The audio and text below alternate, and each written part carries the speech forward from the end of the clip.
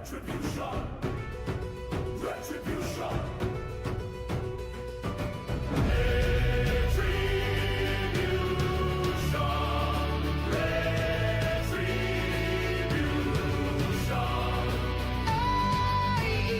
AEL will rise again from the ashes, forged in flame, glory carved into our name.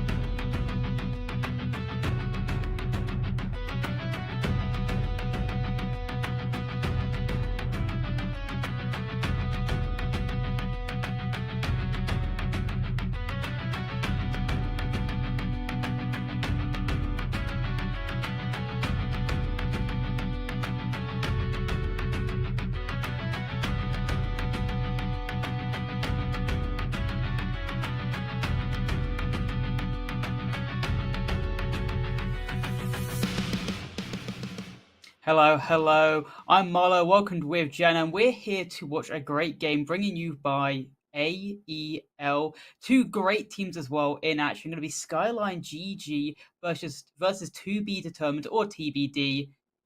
Very excited to see these two teams play out. They've both got two great players on their side. What are you looking into this game, Jenna? It's an interesting narrative that have been created by both of these teams, right? So we've got a team that's sitting in the second seed for playoffs, and we've got a team that just was able to clinch that seventh wild card seed, which, I mean, their last game that they played was absolutely insane. It was also a barn burner match against Baller TBD, but now they face a much harder competition. They are looking to be the underdogs in this situation. So I think it's going to be a good one, especially for a BO3. Obviously, this was how the groups ended up being. Obviously, Team Sesh being first in their group, only losing one game. But if you look at the other side, there was a team that didn't even lose a single one. Temper, 10-1. Obviously, the teams we're looking at today, you're right, TBD, they were so close. It was to be determined after their game who would get that wildcard spot, and it was them in the end. But they're up against a very hard challenge from their own group. They've played before. SkylineGG, I'm pretty sure, took that win. So if we see history repeat itself, you'd expect SkylineGG to take it again. Yeah, and I mean, if you also look at the statistics on paper from a second seed, the only time Skyline has lost in their 10-1 tear has been against Team Sesh. And it was a very close game as well. It was a 5-7. So they're almost entirely undominated in this league. And now you're going up against a team that has been very inconsistent historically, right? They've had a lot of roster changes, they've had shakeups. You know, there have been many things that have been contributing to this team's loss overall. I mean, Nick, And obviously, Nick's is on to be determined. He's seen as a tyrannical leader, so I'm not surprised he made a shake-up after how bad it looked like playoffs went. Well, not playoffs, but group stage. right, yeah, I mean, I definitely agree with you on that for sure. So, take a look at the playoff picture. We got Temper first on the bottom side. We're looking at the Ranger League, and then we've got Commando up on top. That's Team Sesh in first. Mind you, both first seeds on both Commando and Ranger do have the bye round. So those teams will not be competing in this wild card bracket spot.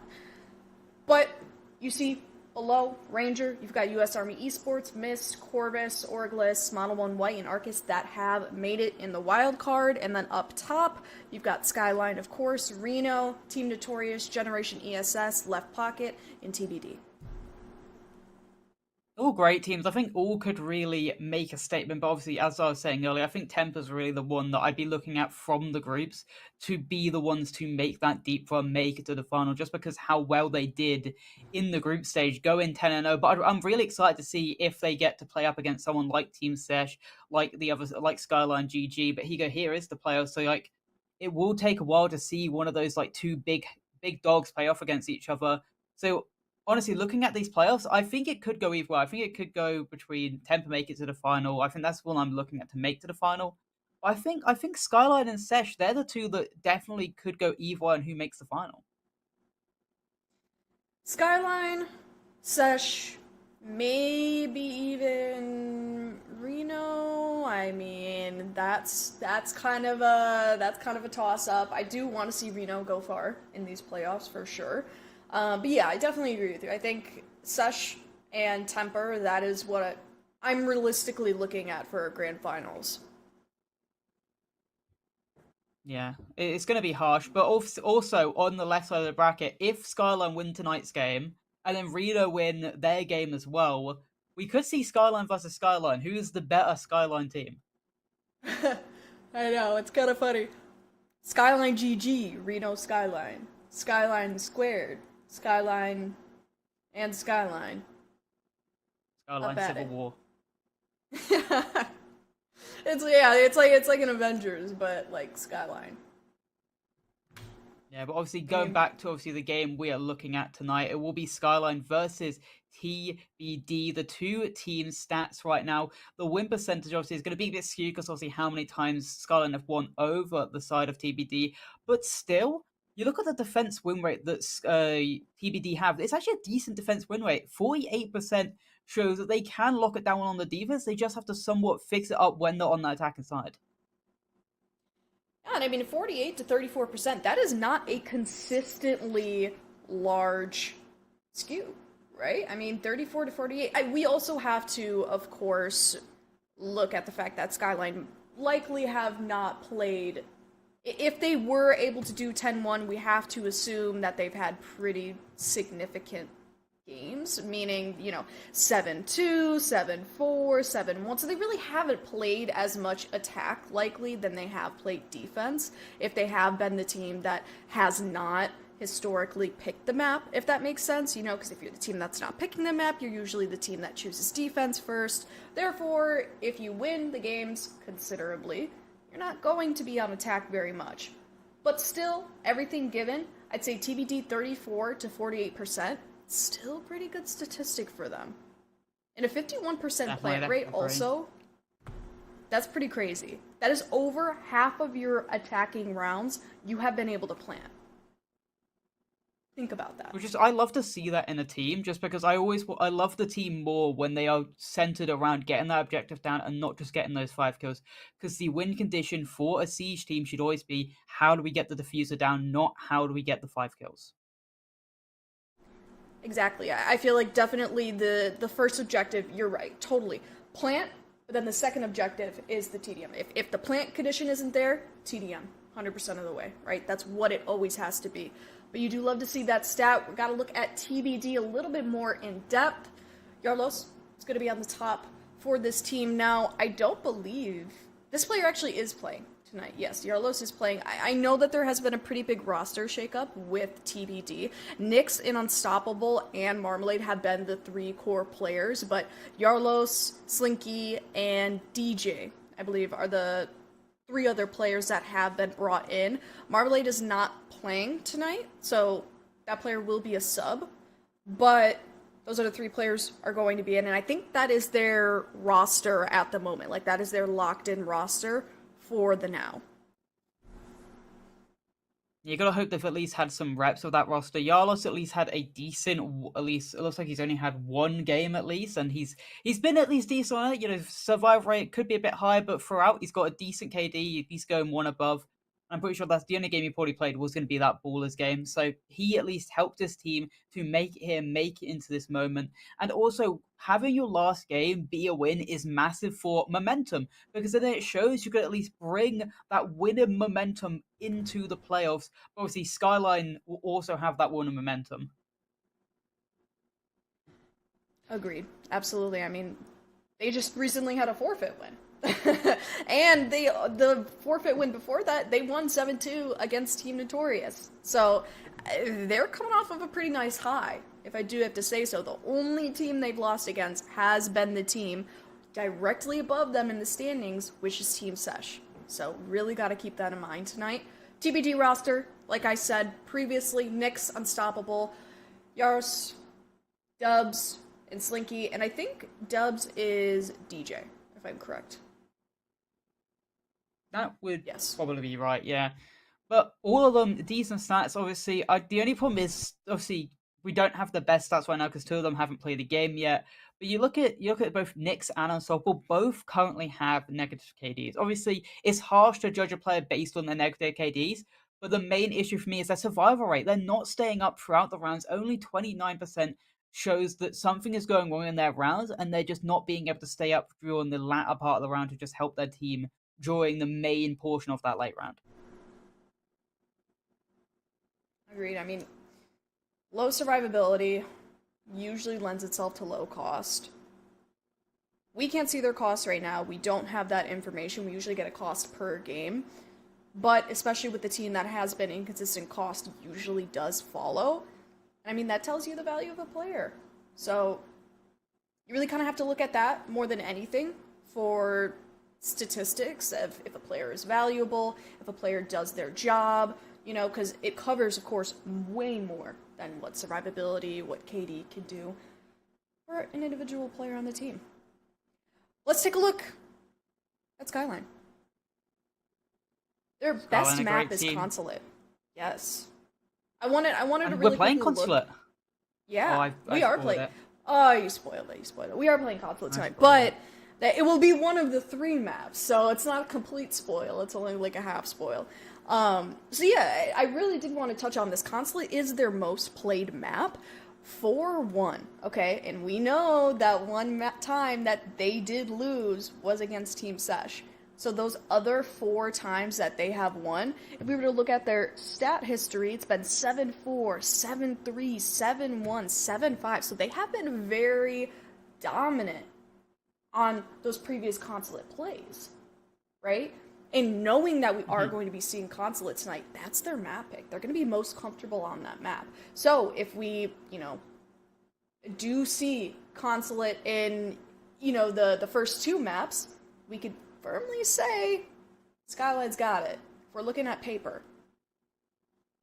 Definitely, I'd have to agree with that. And another thing I love with their Consulate gameplay right now, from what I can see for the stats, is a 48% attacking win rate, which tells me they at least always get those 2 needed attacking rounds that then can propel them. Either if they start on attack, they can propel them onto the defense, so then get their 5 on defense, or even so, they get that 3, and then that propels them even further to only need 4 defending rounds. It looks like they always meet their quota on the attack, and they're perfect with it.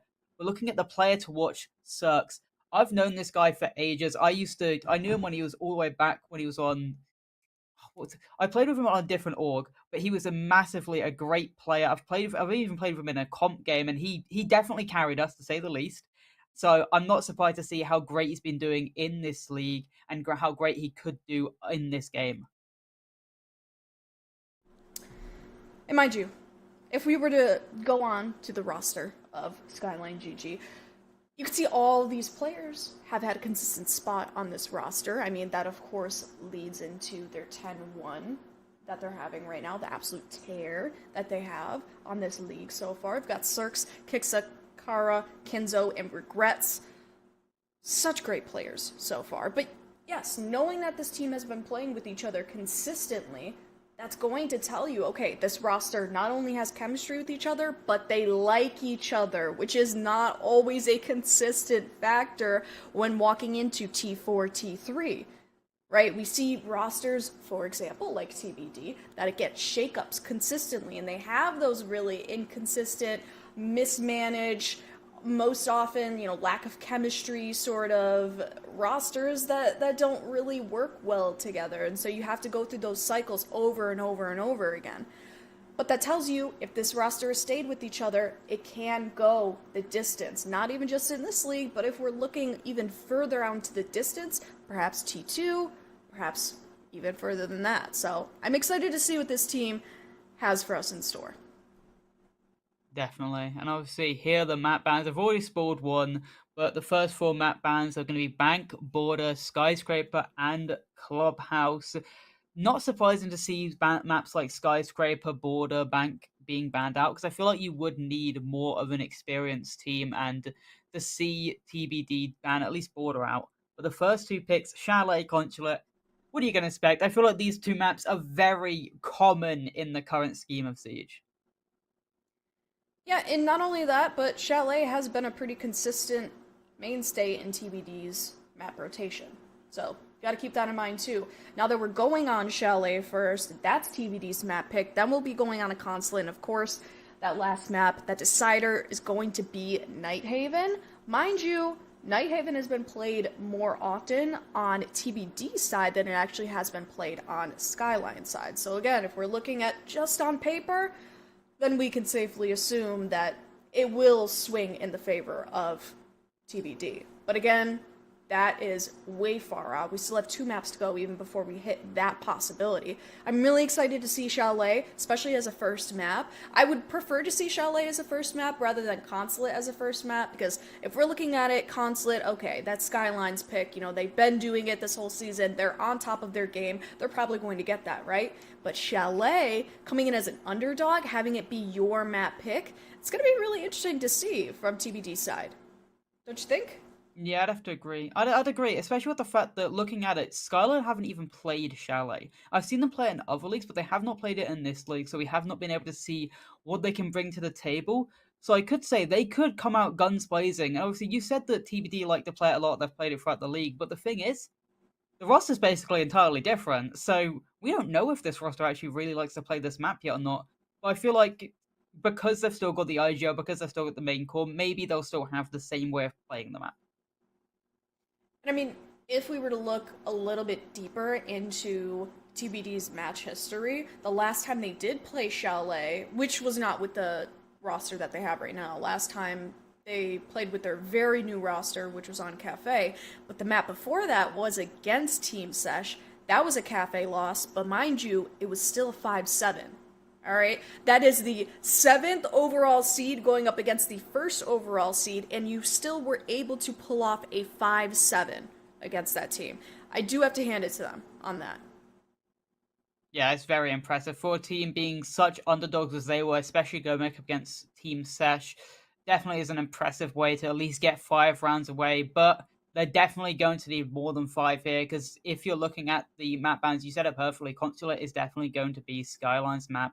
This is a must-win map for them. If they cannot get it done, I think it definitely could be over in just 2 for Skyline. For sure.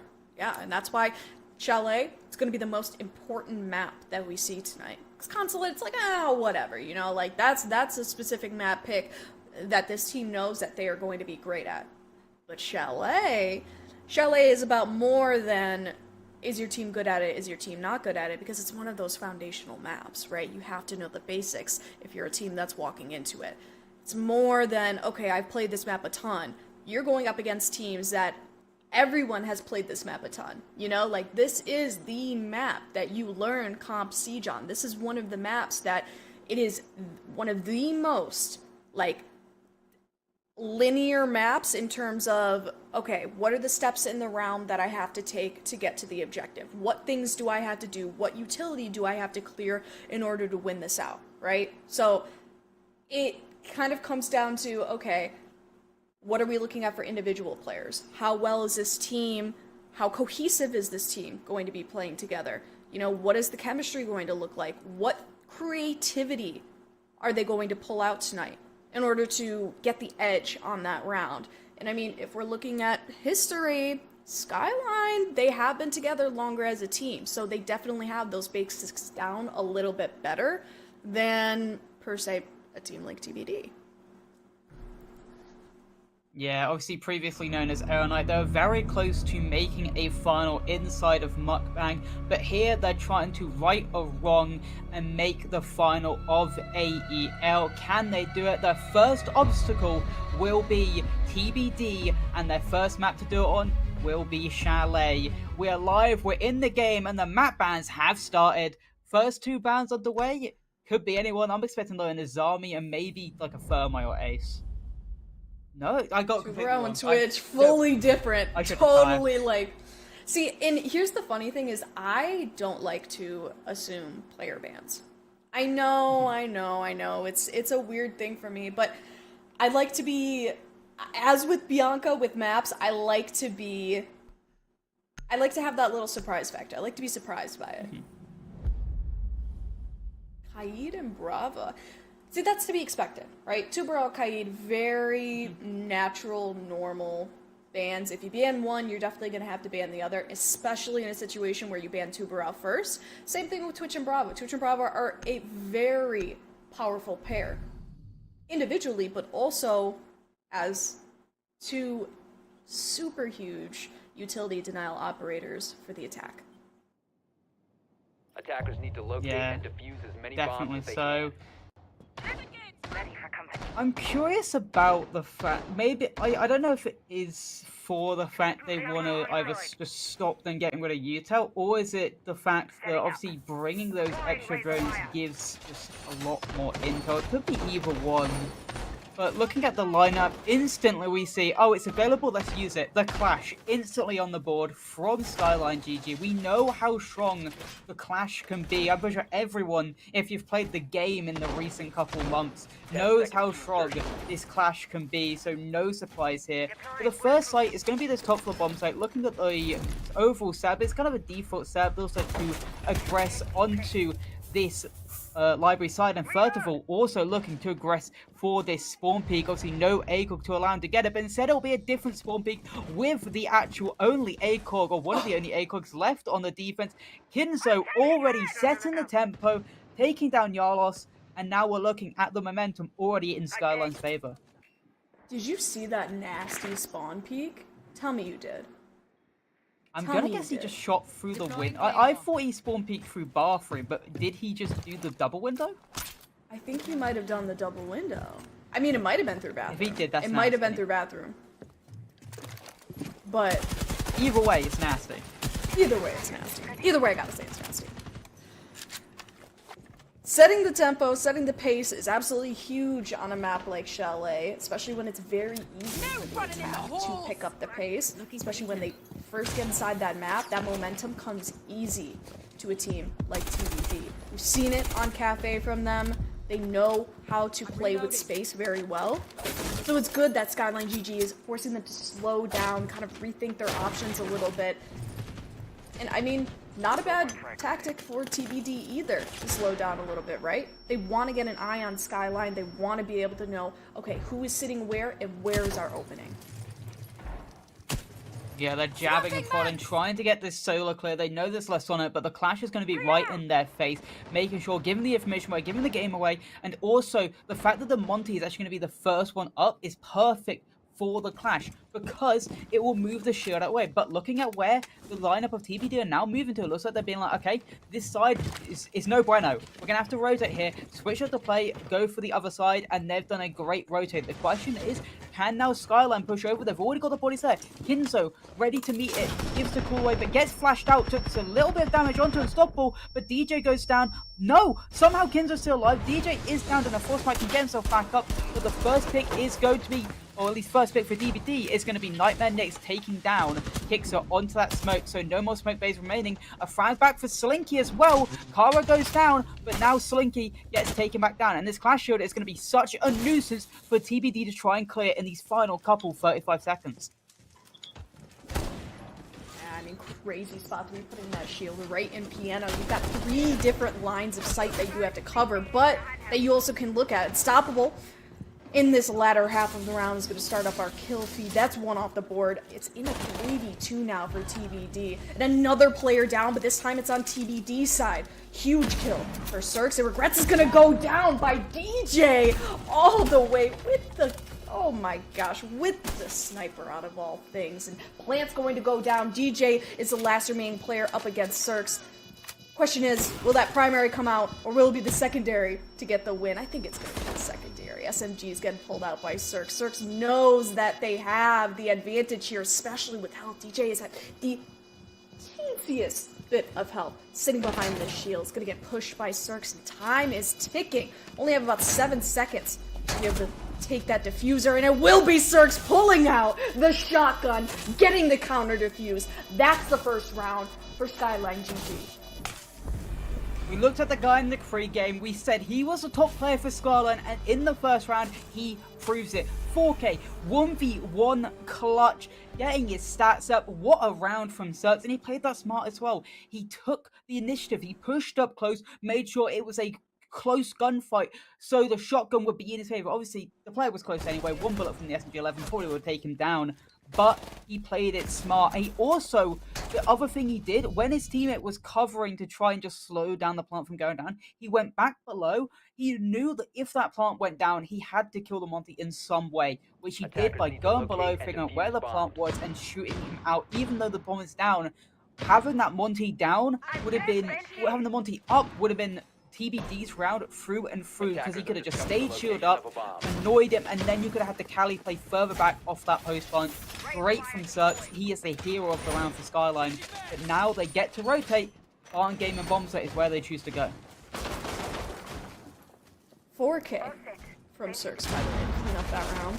Almost an ace, but Kinzo stole it away from the man. Gotta feel bad about that. If you think about it, Kinzo actually got the first kill, so did Cirx steal Kinzo's ace. You know, it's a good question. Attacker's objective is to defuse the bomb. That's a great question, and I think No, I'm gonna say Kinzo stole Cirque's ace with the sneaky, cheeky spawn kill. With the sneaky, cheeky spawn peek. Bringing hand online. It's like I think it's like the chicken or the egg debacle. Yeah. Who came first? You know. Well, we know Kinzo. I'm not gonna actually realizing what I was about to say. I'm not gonna say it. We know Kinzo got the first kill. There you go. That's a better way of saying what I was gonna say.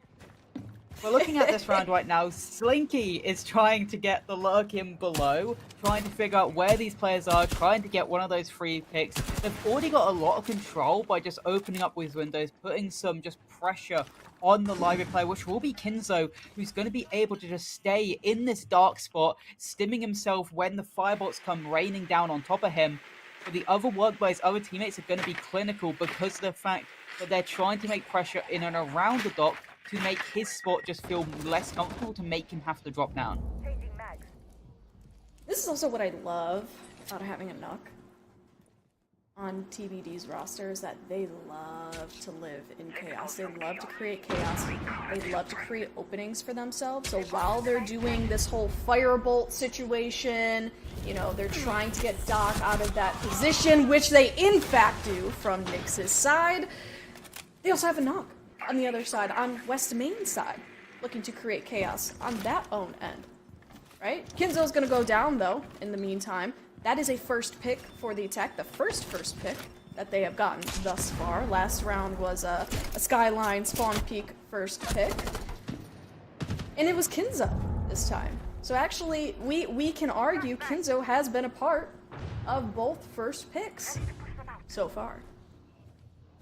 Definitely, and obviously I really like that play with the firebolts being rained down when he knew he had his Doc Stim pistol out. Just jump in that double window, take him down. Now the question is, do they know about Slinky's lurk down this 45 hall? Looks like maybe Cirque has some type of idea, and a wonderful shot from Cirque, taking down the Doc, and another by Kara, and we've instantly equalized the man count, but Yarlos takes one back, but then again, instantly refragged by Kixer. We're looking at somehow, some way, this round goes back into the favor of Skyline. It's all left up to DJ. Can he get it done? The answer is no. He got one before instantly traded out. The bodies were too much in the end. It looked like TBD did great. They got the opening pick, able to lurk him down below, but Cirque shut down that lurk instantly, and as soon as they got that, Carr got another, and then they had the bodies to refrag. This play here, when he got the fire in, he knew that he was going to be using the dot pistol, jumped in for free, got him down.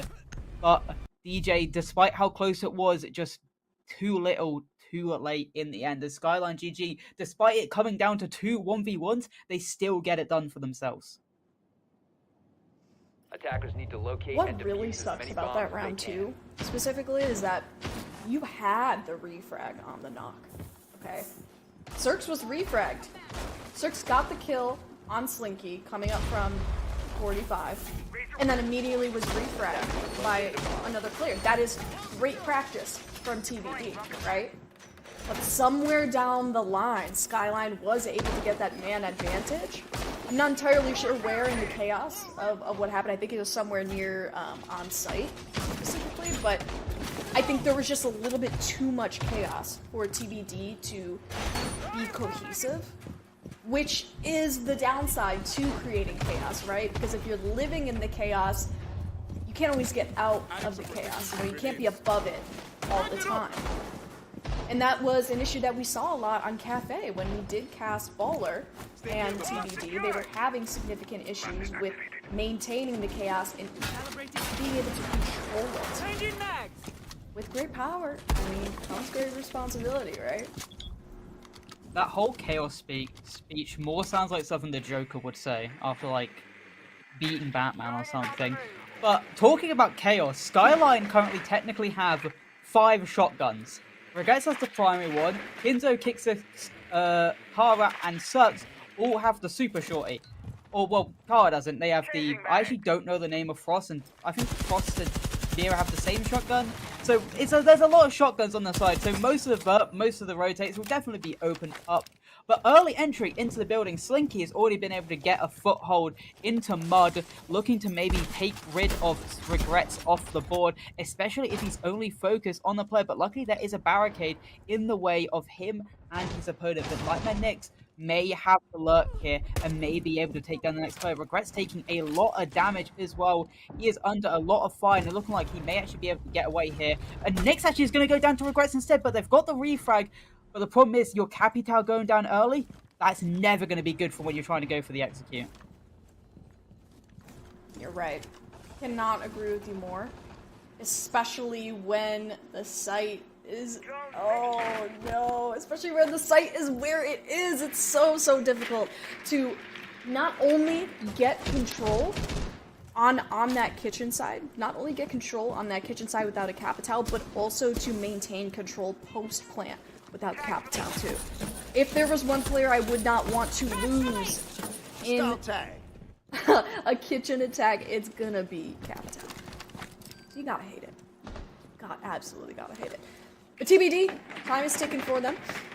Look to be droning out the site, trying to probe, figure out where the remaining players on SkylineGG is. We are sitting at a 4v4 stalemate, so this really could swing into the favor of any team at this point. TBD just has to use their utility well, play for their refrags. They've already got themselves a kill for that player advantage. That's Slinky with the player off the board, but in fact, Slinky gets refragged from the player above. That's the dark horse for Skyline. That's what happens when you don't clear out that top floor. Yarlos, though, getting a double for Kara this time around, and Cirques from above is gonna go down to Unstoppable just as well. DJ is gonna get that plant down, knowing the last remaining player is sitting upstairs.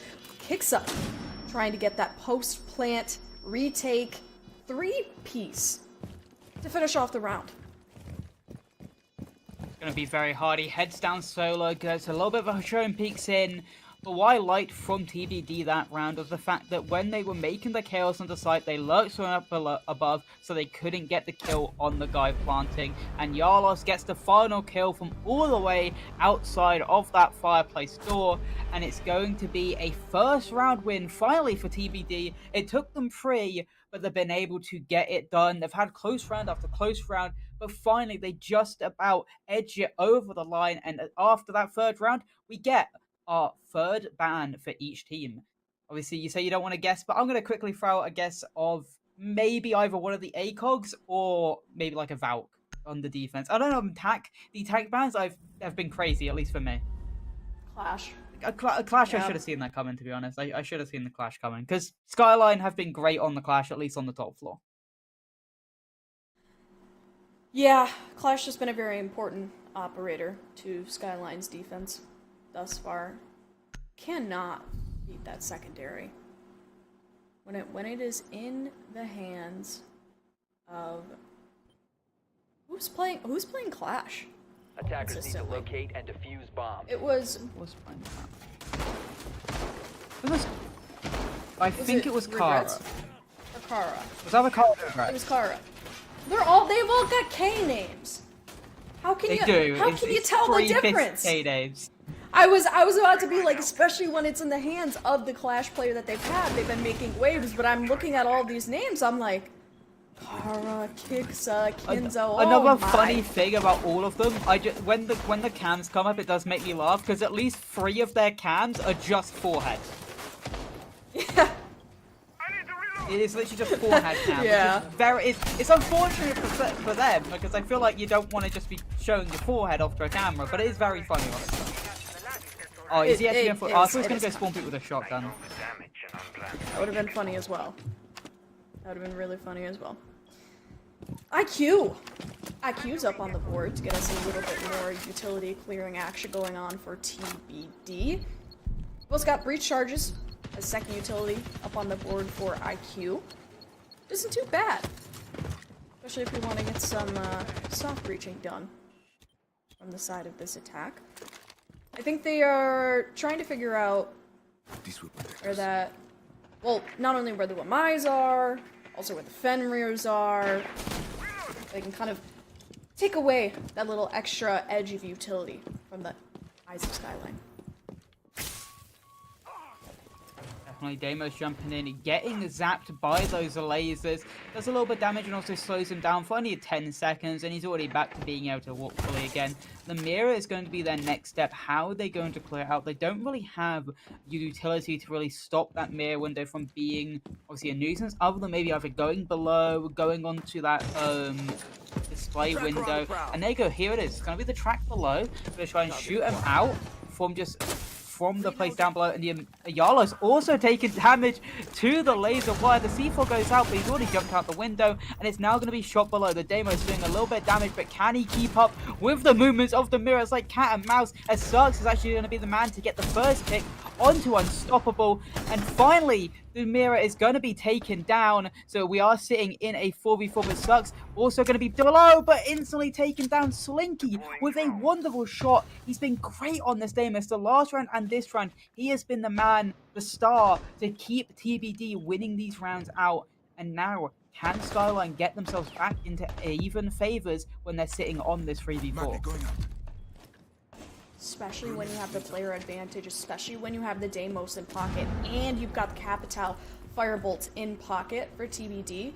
This is looking like a done and dusted round for them. They're inching ever so close to the site. DJ is going to widen that player advantage gap for TBD. It's not looking too great. Execute's going to start happening. Firebolts are going in. Smokes are also going in. Kinzo's going to pick up one. In the meantime, that's Yarlos going off the board. And all at once, it's a 2v1. Slinky and Nightmare are the last two remaining players. The Capital and the Deimos. Which is great that Deimos is up on the board, because you know exactly where Kinzo is going to be sitting that whole time. And it's Nightmare to pick up the final kill. Knowing exactly where that final op was sitting on the defense. My man next to himself, obviously former Dark Zero player, gets the final kill, gets the round done into his favor. And I gotta say though, it definitely has been the Deimos plays that have been spearheading these rounds for TBD. Not only does he get the pick back to kill the mirror, and then that allows his team to be able to enter through library, he then also gets the man of the moment, Cirx, who's really been the true spearhead for Skyline. He gets that pick back as well to even the playing field. Now we're going to see this bar and gaming bomb site for a second time round. Again, this came down to a 1v1, but TBD have been able to get on a roll, get this momentum, win those last two rounds. I'm feeling maybe another one. I'm feeling maybe a third round in a row, just for how well they've been able to understand what are the little reasonings why they haven't been able to win out these rounds, why it's always come down to those 1v1s. They've been able to iron down those issues and been able to just continue rolling on with these Deimos plays, with this great teamwork, and now maybe they can finally get the lead in this game on their own map pick. Denari's in play. It's a new operator that we haven't seen all too much of quite yet. And I think players are still kind of learning how to use this op. What are your initial thoughts? I think that he is a good operator. I think he can bring a lot to the field. I think it not only gives you a lot of intel, but it also does a little bit of damage. I think there's a lot of ways you can use. You can use like Capcam, putting a lot on one window, a lot on one entryway, get that kill. Or you can do how it looks like Skyline have been using them, putting a lot around in different places to get that audible zap, that audible hearing of someone jumping into them, giving away the location, giving away the game. So I think it's kind of like a Zami. It's down to how you're able to be creative and how you're able to use them to make them as strong as they can be. Not agree with you more, especially on that point of the audible sound cue, right? Sound cues are one of the biggest points of intel, one of the most powerful things you can have as the defense. Speaking of intel, Regrets and Cirx, they're going to be picking up 2 apiece. That's DJ and Slinky to go down. That is the Deimos, finally, for first picks for SkylineGG, and the round is not looking too hot for TBD. Another player to go down on the side of the attack. That's Nightmare, but also in return, Cirx, the Oryx, to find death in this round. Got a player sitting in closet. Bar closet, hello. That's Yarlos to find one, and that's a second for Yarlos, a double kill. Perhaps a hero play to begin the round win for the attack. Unstoppable coming in hot on the heels of the man in the objective. It kicks some regrets looking to find their way back. Kind of rushing hastily through 45, through the blue side. Unstoppable does not quite found an entry point to the objective as of yet. We've got Unstoppable to find one, but getting refragged. It's all in a 1v1 for Regrets versus Yarlos. This is your Lion and the Denari to go at it in the remaining seconds of the round.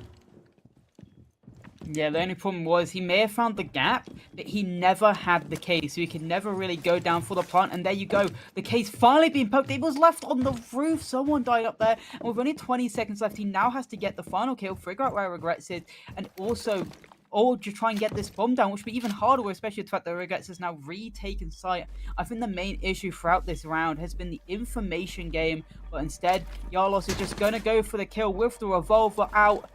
He's low health as well, and a low health for the area, but it doesn't matter. The hero of the round found the gap and found the final kill. Somehow TBD get it done. The sidearm in his pocket, he goes pistol popping and gets the lead for TBD. Skyline, what went wrong? You had such a great start to the game. TBD just walked into your guns. They didn't have the drone play in the situation. They didn't have the information.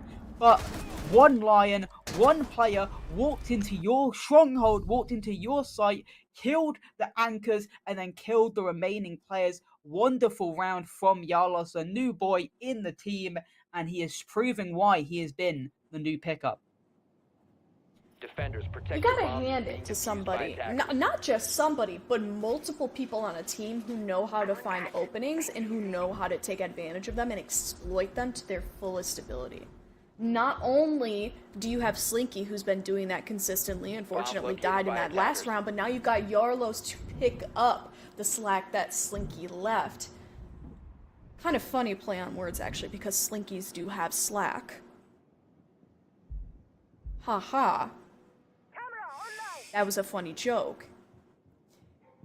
But yes, Yarlos, and the crowd goes wild. Yarlos able to pick up the slack that Slinky left, able to get into the objective, finds that opening, exploits it. Not only that, but was able to get, I believe, a 4-piece on that round in a clutch situation, a 1v1. So not only do you have somebody who can lurk on your attack, but you also have somebody with the clutch factor on your attack too. Great job, TBD. Yeah, it looked like maybe it was going to go into the favor of the people we saw as the favorites, and maybe we're going to have a quick game. But TBD, they're really showing out. They're really showing why they picked this map. They're showing that, yeah, they needed that slow start, but they've really found their groove. They've really found their rhythm into this game, and they've really done a great job. The Skyline, they can definitely still come away with this 3-3 half. And also with Chalet being more 50-50 to maybe even somewhat attacker-sided, you wouldn't look at an even half, at least from Skyline, and be like, that's not very good. But you'd be happy with it, in my opinion. But Nyx shooting out that firebolt, trying to get rid of that player inside a closet. He does a little bit of damage and actually does push him off. And now they've been able to get the solar stairs position. And with the fact that Trophy is opened up and not reinforced like you've seen a couple of teams start doing, it means that they have so much control to maybe try and go for this Trophy side, execute, try to get that bomb down inside a kitchen. But they still have to deal with obviously the player's going to be inside of that master bedroom, because you cannot be allowing them to kill you from that hatch. Funny little thing about the kitchen site, actually, is that SkylineGG, they have lost the first time that they tried to go on kitchen. That was the late take of top floor that TBD was able to pull off. This time around, it seems like they haven't had as much death and collateral as I speak that happens. However, they were able to get a little bit more ground taken for themselves. Fortunately, though, TBD will put themselves in a 3v4. Yarlos go off the board as well as Slinky, the two people with the crazy behavior. DJ off the board as well from the Claymore with Cirx, trying a cheeky run out, but just could not get that bullet off fast enough. Still a 2v3. Kinzo picks up one. DJ Nightmare, the last remaining players up on the board. Nightmare does, in fact, have the diffuser in hand. Kinzo is down, but not out at this point. Speaking of out at this point, Kara is the last remaining player, and Solar's gonna have to pull something very creative to win this one off. Isolate the players of TBD. Has been able to do that so far with one player. DJ's the last remaining player up on the board, looking to play for the kill, and it will be a kill played for DJ to get that final kill to put the attack in a 4-2 split, essentially unheard of by the role swap. Skyline, what are we doing? They're on their attack now. I think Skyline, especially in that last round, are just doing unneeded hero plays. They're trying to be the hero. They're trying to get the round that they already have in their favor. That round was in their favor. Kara somehow got 2 smoke bangs, killed 2 people jumping in through trophy window when the smoke was up. But then you saw players like Cirx try to jump out mud window. Why? You don't need to do that. You've got the man advantage. Just go up your playing site. We saw so many swings coming out from the defending side when all Skyline really needed to do was sit their ground, hold their players, and just play the refrag game. Because they were in a 5v3. If they just played together, waited for the opponents to come to them, and then play off refrags, play off just being able to hold angles, I think they win that round easily. But I think it's just too many players trying to go for that hero play, trying to swing out, trying to get the kills for themselves, which really cost them in the end. And now they have to sit on the attack and try to come back from such a great half in the end from TBD. Attackers have discovered the location of a bomb. So, as this role swap commences, I'd like to share a fun little statistic with you. Can you guess the amount of rounds, without looking at stats, can you guess the amount of rounds that a first pick has resulted in a round win?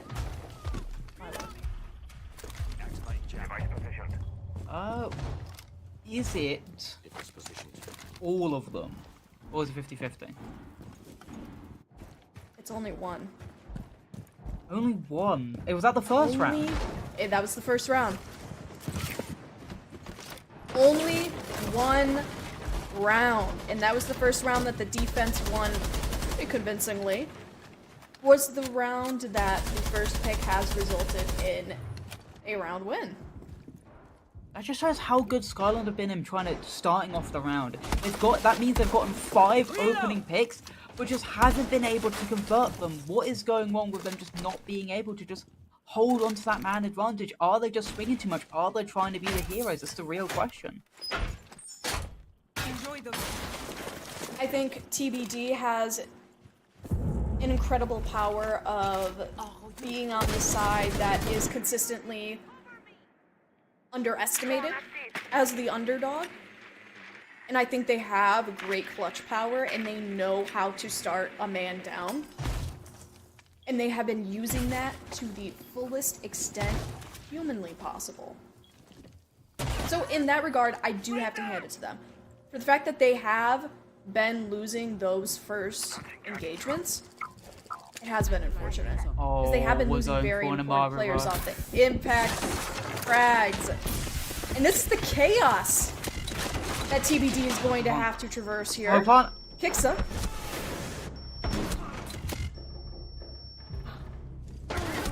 Just stop! What have I just seen? A wonderful rush attempt, a wonderful rush idea, but just at the very last second, or 2 seconds away from being planted, they stop it, they get it done. But the thing is, Cirx is still deep inside. And does he know about DJ? He knows Slinky's still above. Does he know how close DJ is in this 4-5 position? It doesn't matter, as his only other teammate, Regrets, goes down again. Another situation where like Skyline had the opportunity to get this done, but TBD came back and somehow got it done to just stay alive for Cirx. He's rotating back up West Main. He's looking for another opportunity to just take Slinky off guard, take him off his game. He has no idea where he's coming from, but now he's going from the palm right onto this mirror window. Does he know? Can he hear it? He gets off though. I think he had the opportunity. I don't think Slinky had any idea where he was going for that plant. No, he thinks he's planting in kitchen. He's actually still planting in dining. But again, the HB situation, the drop comes down, tries to go for the wall bang, but it sucks to get it done! A wonderful 1v1 clutch. How many is that? I swear that's 5 separate 1v1s that's happened. There's 5 times now in this game alone where it's come down to one player being last alive on one of these teams. But just like on the defense, he does it again on the attack. He started off their defense with a 1v1 clutch. He now starts off their attack with a 1v1 clutch. Sucks is stone cold in these situations right now. What an incredible player. Then you throw him on the Monty. Protect your bombs from being Now he's going on the Monty. The man No, is he said, going "I'm not 10 and Monty." 5. Okay. The man is going 10 and 5. I mean, that's gotta be the funniest joke to ever be laid in this game. He did it. He had to do the troll lines. He had to be like, "Yeah, watch this. They're gonna react to me being on the Monty now." Yeah. Watch this. I'm gonna go Monty now. oh my God. That But reminds me Deimos. of when I was gonna say, that reminds me when DZ were playing when they started Gaveni. He was like 15 and something, and then for no reason they're just like, "Go on Blitz." And he goes on Blitz. It's like, we see the top fragger. Why would you put him on Blitz? But I guess sometimes even like the top players will have to play a shield at some point. And the funny thing is, in true TBD fashion, they lost 1 to 2 players right off the bat. That was Slinky. I think that was Slinky or Yarlos again? If I'm correct? Or was it Kiksa to go down? I think Kiksa was the player that. You know what? I'm not. If I'm wrong, I will not comment. I will not comment in the case that I'm wrong. Zerks. Anyways, it's gonna pick up the first kill of Entry this round. Claymore kill. In great TBD fashion. Yes, a player from their team, either Slinky or Yarlos, does in fact get picked off first. Saved by the bell. I was saved by the bell there.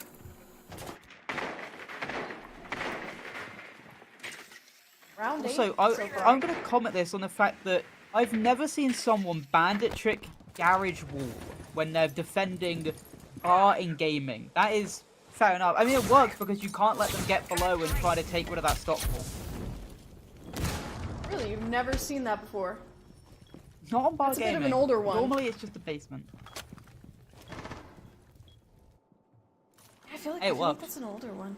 I mean, yeah, especially if you're sitting in that little closet, little bar closet. It works for you. Also got the mute down. Really unfortunate. It was like the player that would have been your anchor or sitting close around the site. That's another player. That's also a nitro off the board, if I am correct. Speaking of nitros, unstoppable. Defined regrets. We actually have not had a single bullet kill thus far in this round, and there is only 1 minute remaining in this round, which I find absolutely hilarious. Pick up. Nightmare Nyx pick up. Great headshot kill from behind.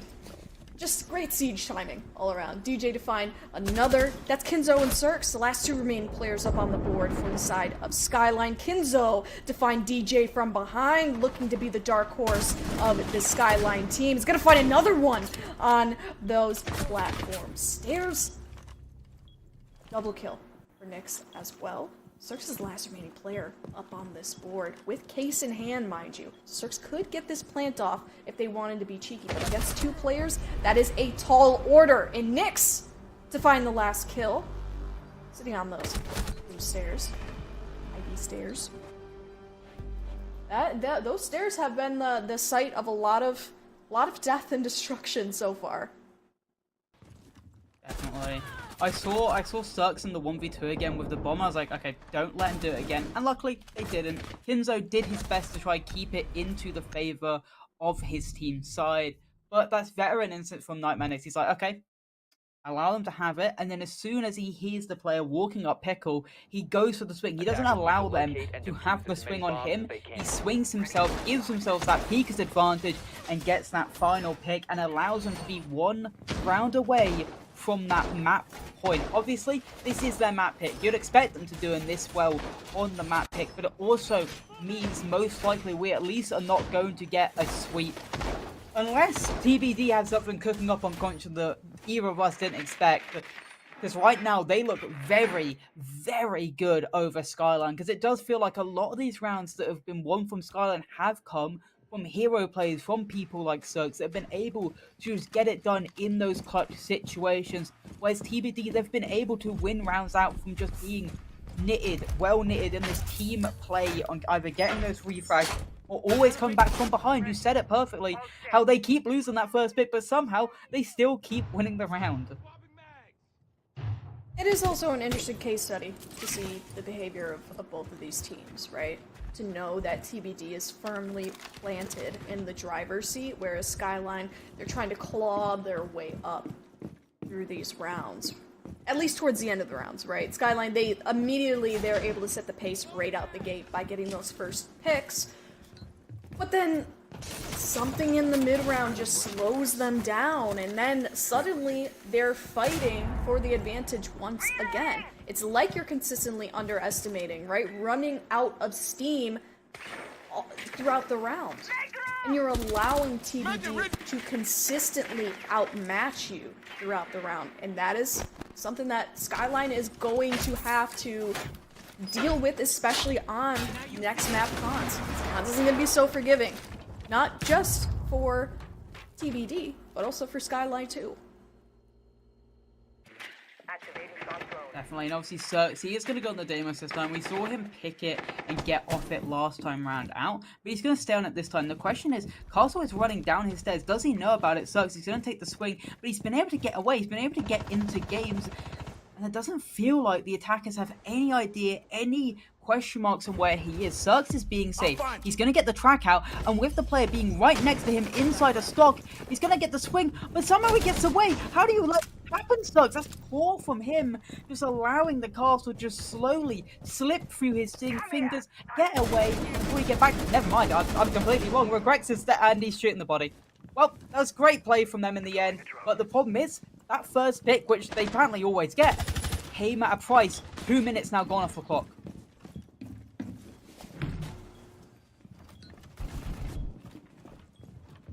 Flash still firmly planted on that piano side. Holding. Less than a minute left for Skyline to make their moves in this round. You've also got Banditrix still firmly planted on Office side. Not anymore though. Cirque's is going to be playing from below, getting a beautiful headshot. That little sniper pistol. Oh, the days when the SMG-11 had the ACOG. Don't ever remind me. That was horrible.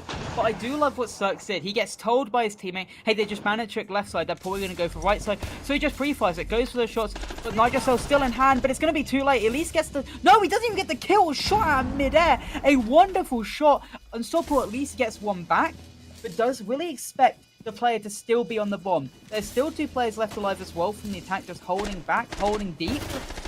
Looking for any pick he can, regrets, takes down or gets taken down, and then the next Kinzo still on the bomb, still waiting, and Skyline stay alive in this game, or to be fair, stay off match point at least in this game.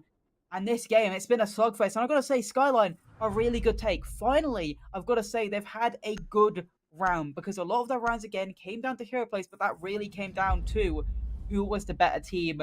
And again, not surprising to see, both times round, we're seeing that clash be that third bound from one of these teams. And then the Daymats also banned out from the side of TBD. They've realized that Cirques technically has only used it 1 round out of 3, but they realized that that was their main issue in that last round, and that was the main thing that allowed Skyline to get a foothold into that round. Funny thing. Attackers need to locate and defuse You're any so bombs right they on the forehead cam situation. They really forehead. have to be like eating their monitors right now. Like literally maybe like 5 inches away from the monitors.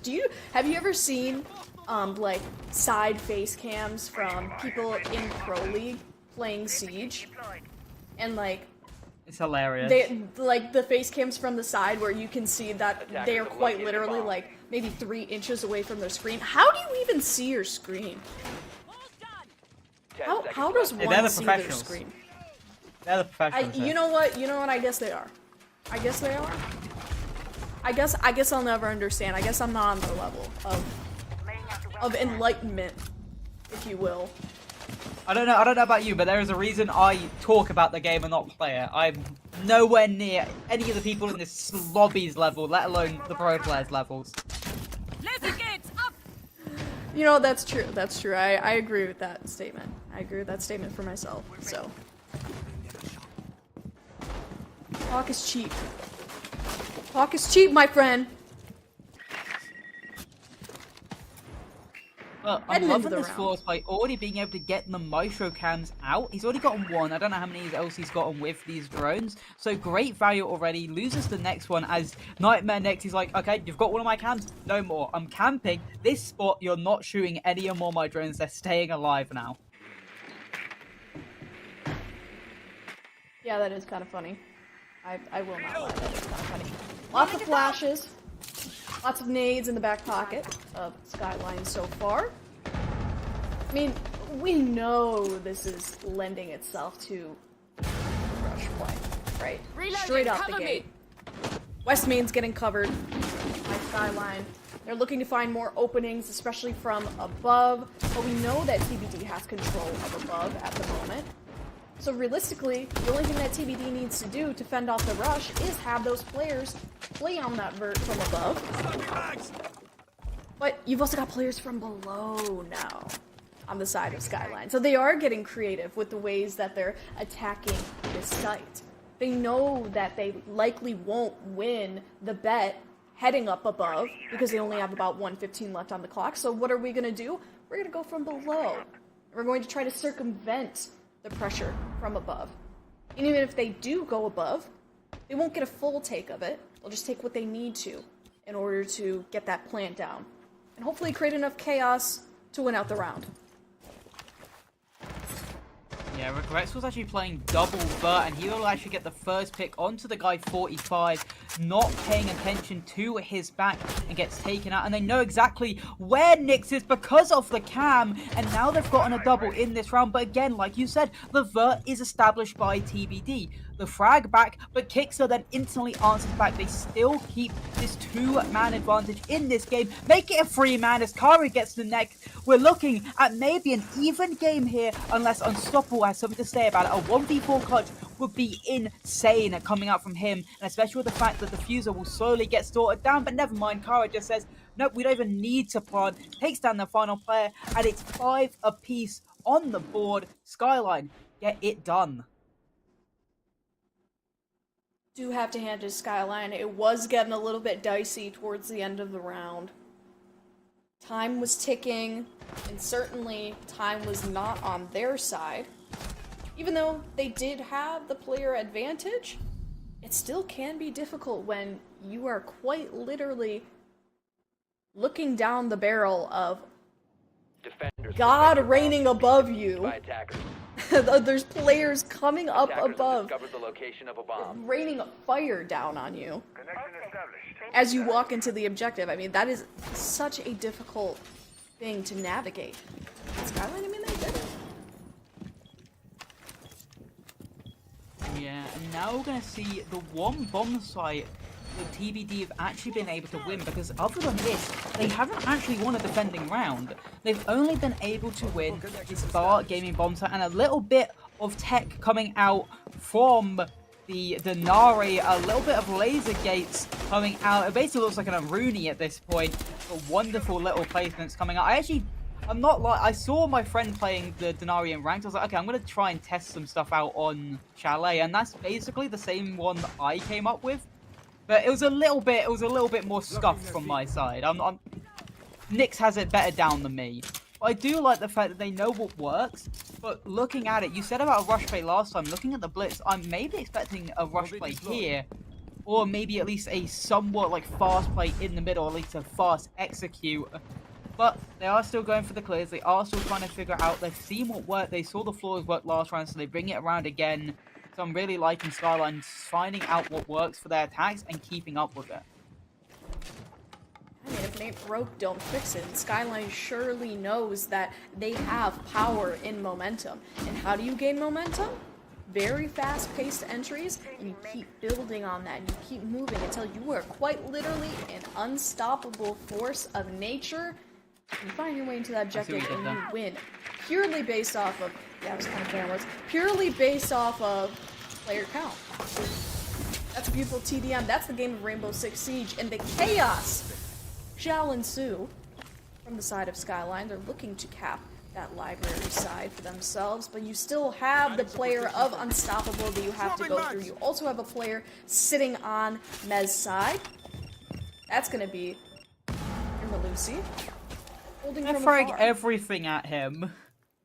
I know. And still has not killed. Unstoppable.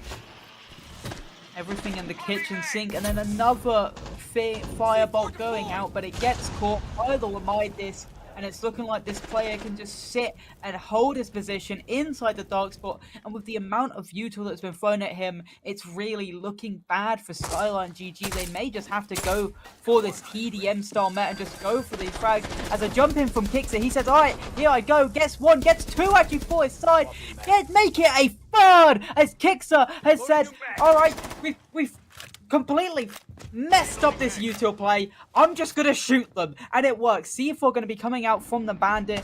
Will it land? Also, no one's actually in his favor. The player from DJ trying to get his way back into the game. Somehow though, Slinky gets a disgusting shot back on it, and now we're looking at a 2v2 somehow into this situation. DJ going for the flank around. Inzuka should probably get his plant down. He just needs to be worried about the player that's going to be coming above him very shortly. Kinzo seeing DJ coming from afar. That's a beautiful sound cue for you if I've ever heard one. Slinky is still sitting above, knowing that Kinzo is taking that opportunity to plant, but you still have the blitz that you have to go through. Slinky trying to get a little cheeky angle up from above, but knowing that you're going to have to take that horizontal play, and you're going to be going up against a blitz who still does have two flashes in hand, who could very easily take this round. Or you're knowing where the bandit is, and he will, in fact, take the kill on the bandit. Just kind of just sitting in the corner. That's genius though from Regatz, just because he's in such a... Like, if you were playing in any other game, if you're playing in Ranked and you died to that blitz, you're probably being like, what is that idiot doing? Why is he just standing right there and then basically close to just on the jukebox? Because it's something you'd never expect. With him being on such a low HP, he needs to play in that off angle, in that off position to get that flash out, to then get that kill out. And because of Skyline taking the momentum, taking map point for their favor, taking maybe their opponent's map pick, they take the timeout. TBD, they need to speak about what's going wrong on these defense because they've lost 4 out of 5 so far. They cannot make it 5 out of 6 because the great work they did on their own attacks will be coming up in flames right now if they allow SkylineGG to continue with the strong momentum they have created. And it's so unfortunate because we thought, I know we thought as casters that TBD had a very strong footing in this. I right? thought the game was 4-2? to be determined for them. That was really funny. I laughed, actually. Thank you. You're welcome. Yeah, no, but TBD, they had a really strong footing. They had a strong Attackers need to foothold locate and in this game. defuse as many 4-2 bombs as split they can. on attack, nearly unheard of. And then they get on their defense, and it's been crickets from them. Like you said, they've only won one attack, or one defense round, I should say. Sorely fought, either way. Skyline, they know what's been working for them, and I think what TBD needs to do is they need to take a second. They need to get a little bit more organized. They need to understand, okay, where is Skyline trying to find our opening, right? Skyline has been making these very fast-paced entries, and they've been using momentum based off of those entries to get the execute. So they're obviously going to go very close to the site to try to find that opening. So if I'm TBD, I'm thinking, okay, we have to play tight knit. We have to play tight knit, and we have to play for bodies. We have to play for refrags, and we have to play for the utility usage, right? The Denari was a great choice for them, right? Maybe even pull in a Lesion, right? Try to get those sound cues, try to get the area denial moving for you. That way Skyline does have to slow down a little bit as they make those entries, and you can take handle of the pace. Right now, throughout this game, though, especially on their attacks, Skyline are the true team that are looking unstoppable and really making TBD's defenses a nightmare in their own world. But the drone work comes out, Cirque's finding these players, figuring out where these top 4 players are, is a lot less than we've seen on previous rounds. It's actually really only one. Obviously, Nyx will at least be on the solar stairs, but he is so far away from this bandit. The bandit will actually go down as well. Nothing to really stop him. Surprising that no one has gone below to try and take him down.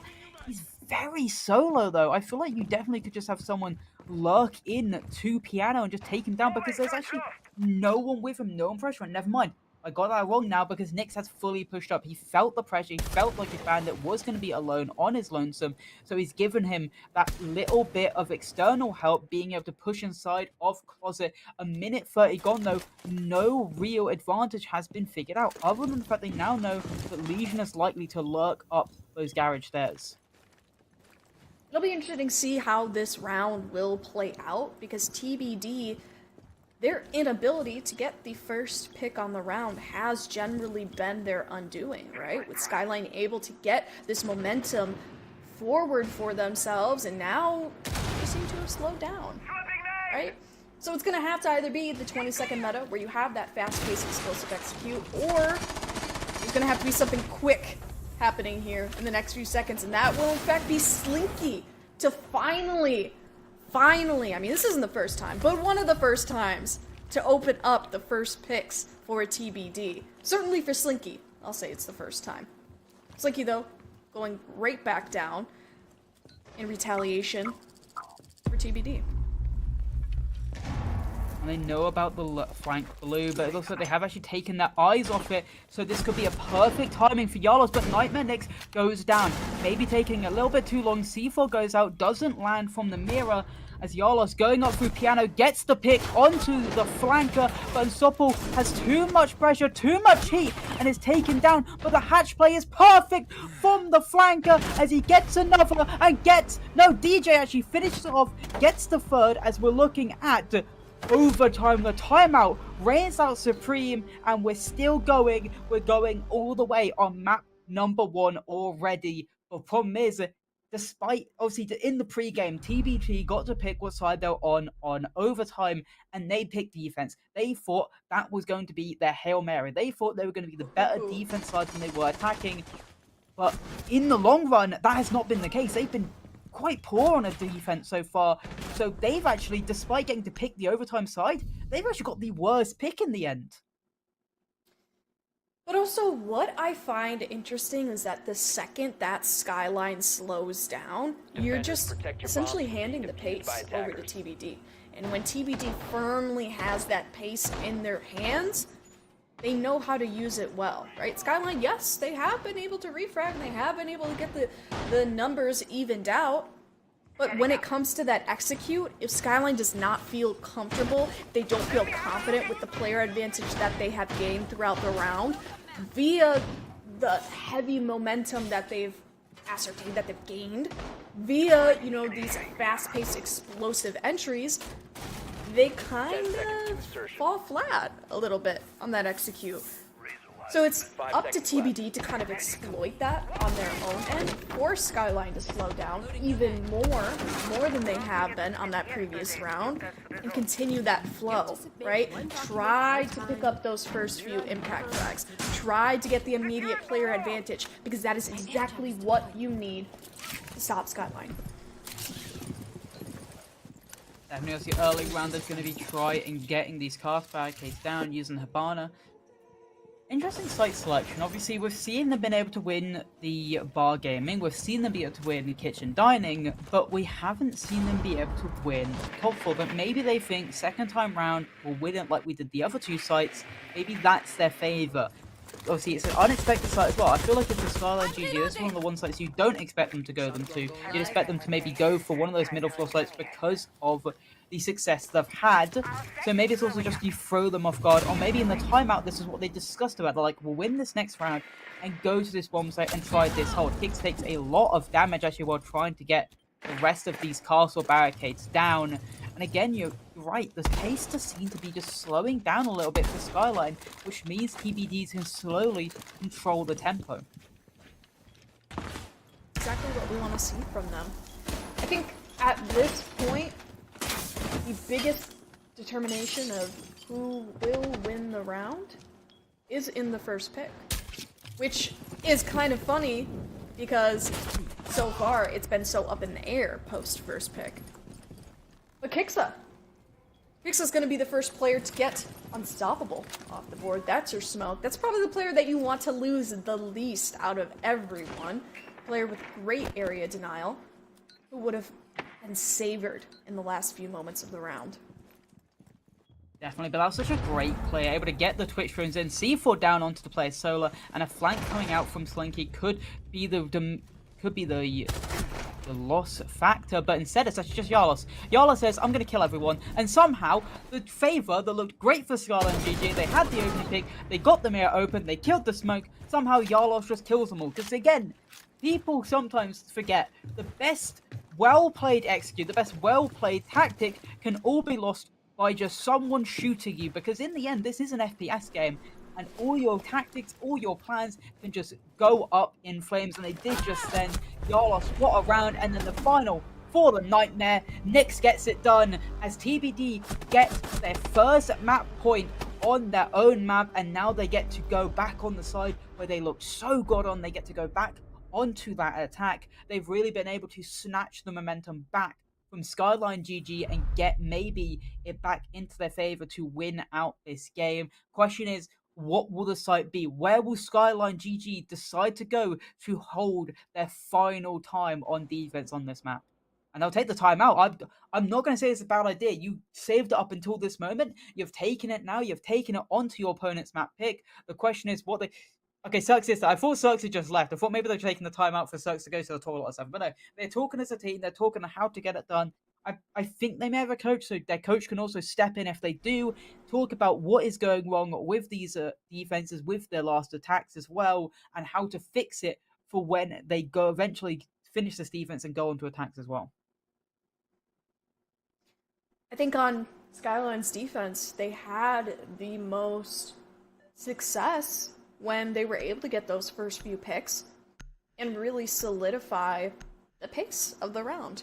Which we have been talking about pace a lot, but it really is paramount for these teams to win based off of pace, based off of mental, created by great momentum. Right? So if you are Skyline and you are a team that lives in great pace, that lives by moving fast, Attackers need to locate then yeah, and you're going to defuse want to as get the many early bombs as picks they if you're can. on defense. Especially if we're going to bar in games.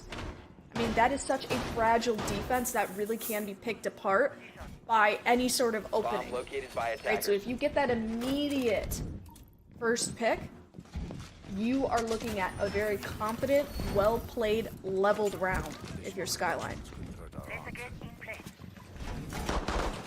Definitely, and obviously going on to this round, I would also say they definitely, because I feel like we've seen it a lot, they've been able to get the open pick in a lot of lines, but I feel like they need that multi-frag to start it off. I think they need more than that first pick. But they do decide their final bomb set, their final defense will be on the bar gaming site. No matter what, this is their final time to at least go on the defense. Regrets going for this spawn peak. Sees a bit of the body, and he does get him down. And he does get it finished off as well. DJ goes down. That's a massive pick onto the floor, as that means a lot of, say, your deplorable shields, the one that Kixer brings on the Denari, can stay up. So that's a massive pick, a massive opening pick again for Skyline. But the question is, can they convert it? Can they convert their pick? Not if you're giving away silly picks like that, Kixer. You let it be done. Yalos gets themselves back into an even man count. And again, we're looking at Skyline throwing away a lead they've been able to claim.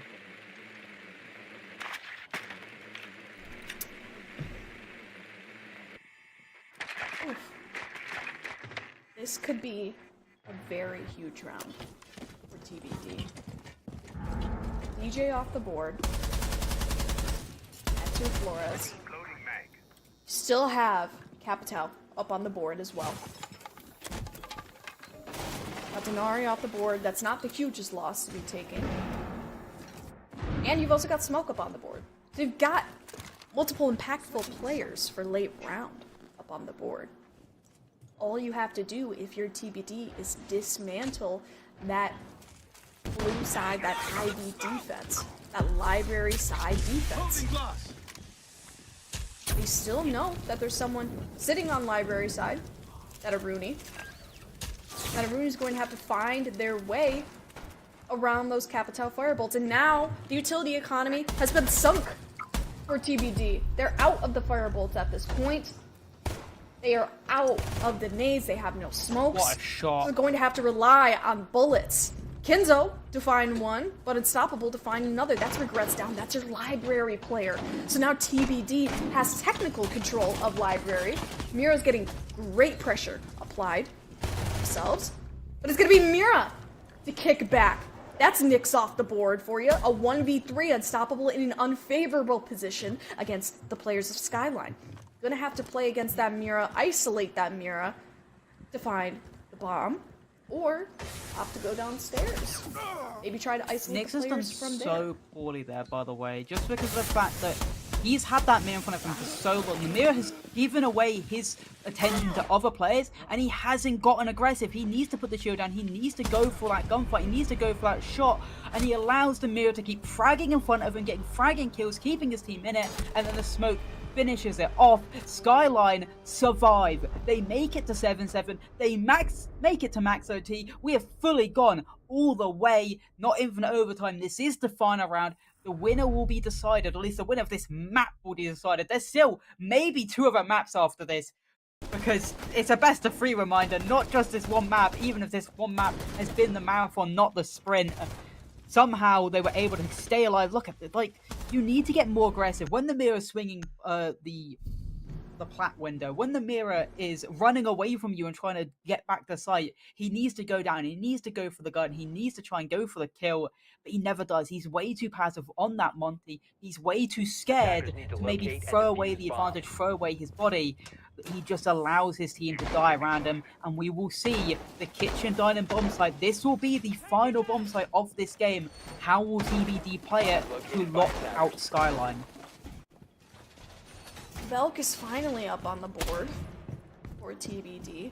Pretty big pick for the defense. It's crazy we after haven't seen all Valk this until time. now. I know, right? It is kind of wild. Valk with the reflex, by the way. Reflex is a very highly debated against Hollow sort of site. I'm not I a know people that reflex run Red fan Dot, myself. so Yeah, You said Red Dot? Excuse me? yes, I know some people that run Red Dot. Let's just say someone of the named Lost R6S runs Red Dot and says it, and he stands by it. It's basically his religion at this point to just run by that Red Dot. And I think holographic A, swear at, just use that. It's the one you need to use. No other site is necessary, other than ACOG. But even now, I may actually stop using ACOG. So I think ACOG has been off the wave. It fell off a while back for me. 1.5 was introduced and I was saved. I was saved. and now they've been removed. And every that's been star fragger has now fallen off because they are all 1.5 made. But looking into this round, none of these players are 1.5 made as they are fighting tooth and nail to get a victory here. Cirque's looking for a gap, looking for a situation to find a pick. They need to try and fight any situation they can. Looking at the lineup, they may just be going for a plant, throw the flashes in, flash the people from above, but never mind, it is Yarlos, the man who's always put the foot right for TBD, always been able to get those picks. The flashes are going out, but the C4s are also going out as the frags have gone into the favor of TBD. They've at least got the top floor control, but at what cost? They've lost 2 men, they've lost 2 bodies, and they've lost maybe the chance to win out this game. The shotgun goes below, doesn't find it as a second C4 rains out, and it's now looking like the end for SkylineGG unless Kinzo and Kixer have a crazy clutch in their pocket. Firmly in the driver's seat, as you said. Kixer does have bomb in hand, though, and does have a grenade in pocket. Plus, with the drone in hand. So they could pull this off, potentially, if Kinzo is able to isolate players, if Kixer is able to get some ones of their own, we might be able to see something happen for them, but it will have to happen fast. Coming down this solar side, Kinzo Kixer are gonna look to find one, but unstoppable with the C4 kill from afar. Kinzo is gonna have to face the last remaining players, and it just will not come to fruition. Kinzo. And that is a game. Hard-fought victory, 8-7. We saw plenty of rounds played. All 15 rounds played. 15, yes, 15 rounds played from the side of TBD and SkylineGG. That was Chalet. And now we move on to cons. It's just going to be a hard map, but obviously that last map, the C-Model momentum just kept switching. At the start, it looked like Skyline had it 2 rounds in a row, but then 4 rounds in a row, and then on the attacking side, it looked like Skyline got it again, but then over time, it was all TBD. Even the round they lost, it looked like they definitely could have had it in their favor, but the final round, it looked like the win con was those C4s, the Nitro Cells. 3 picks from Nitro Cells in the end on that final round. Wonderful stuff from TBD, but you're right, Consulate, it is Skyline's playground. Can TBD cause an upset and win in 2? Well, that'll be something that we figure out in the next few minutes here. We're going to take a quick break, and then we will be back for our second map of the night in this BO3 series of TBD versus Skyline. We'll see you in a few moments. Welcome to Independent Trading University at ITU. We're more than just an education platform. We're a community built to help you succeed. Trading can feel like a solo journey, but with ITU, you're never alone. Our team is here to support, guide, and push you toward mastery. Technical analysis support, so you can read the charts with precision. Fundamental support, so you understand market-moving news and economics. Psychology support, so you can develop the mindset of a successful trader. We provide the tools you need to thrive: weekly live education, 24/7 community support, and real-time trading setups from experienced coaches. Wherever you are, access the education and mentorship that will transform your trading. Join ITU today and trade with confidence.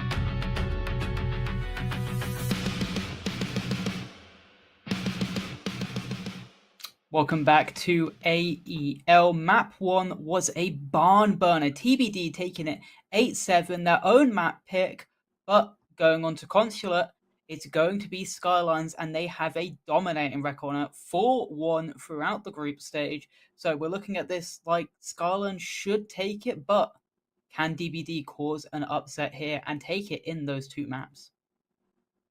I mean, yeah, they've cemented pretty great momentum for themselves. They were able to turn around a seemingly unwinnable series and find themselves that first map win. At the very least, we are going to see Nighthaven, I would say. At the very least, we would be seeing Nighthaven.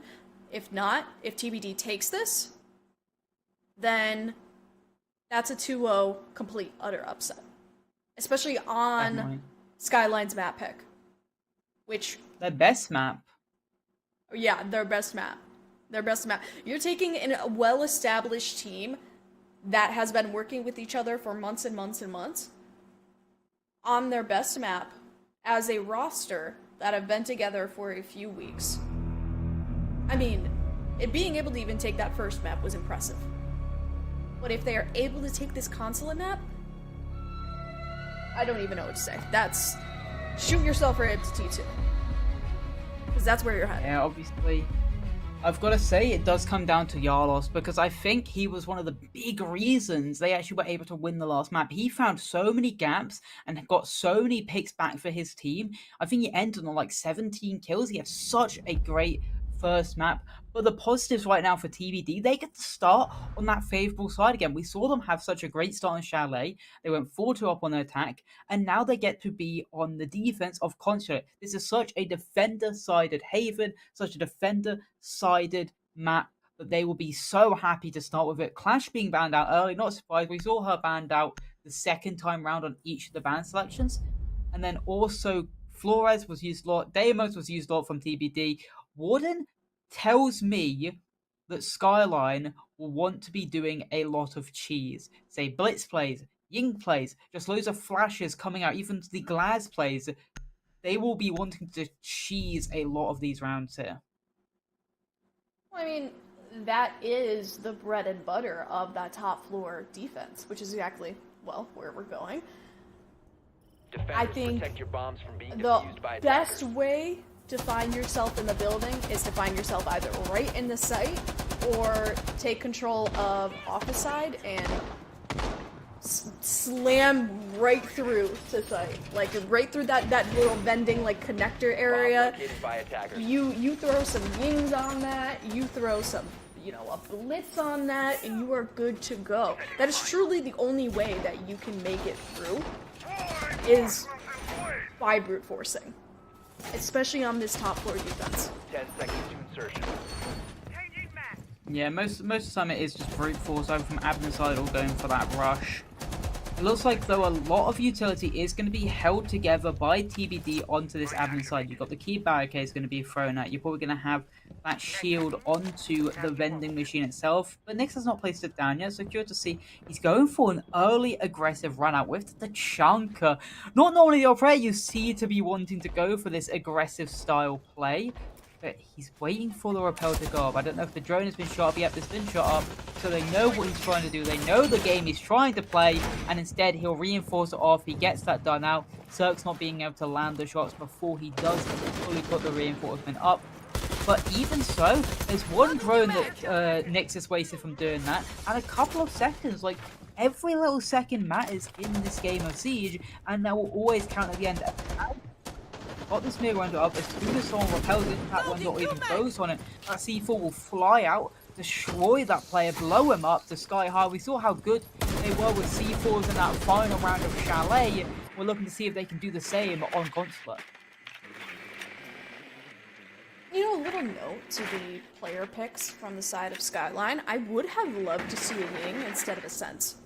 I know they play very similar roles in the way that they shut down certain parts of the map, but with the exact play, it seems to be that Skyline is pushing for, either, taking admin or even going right into site.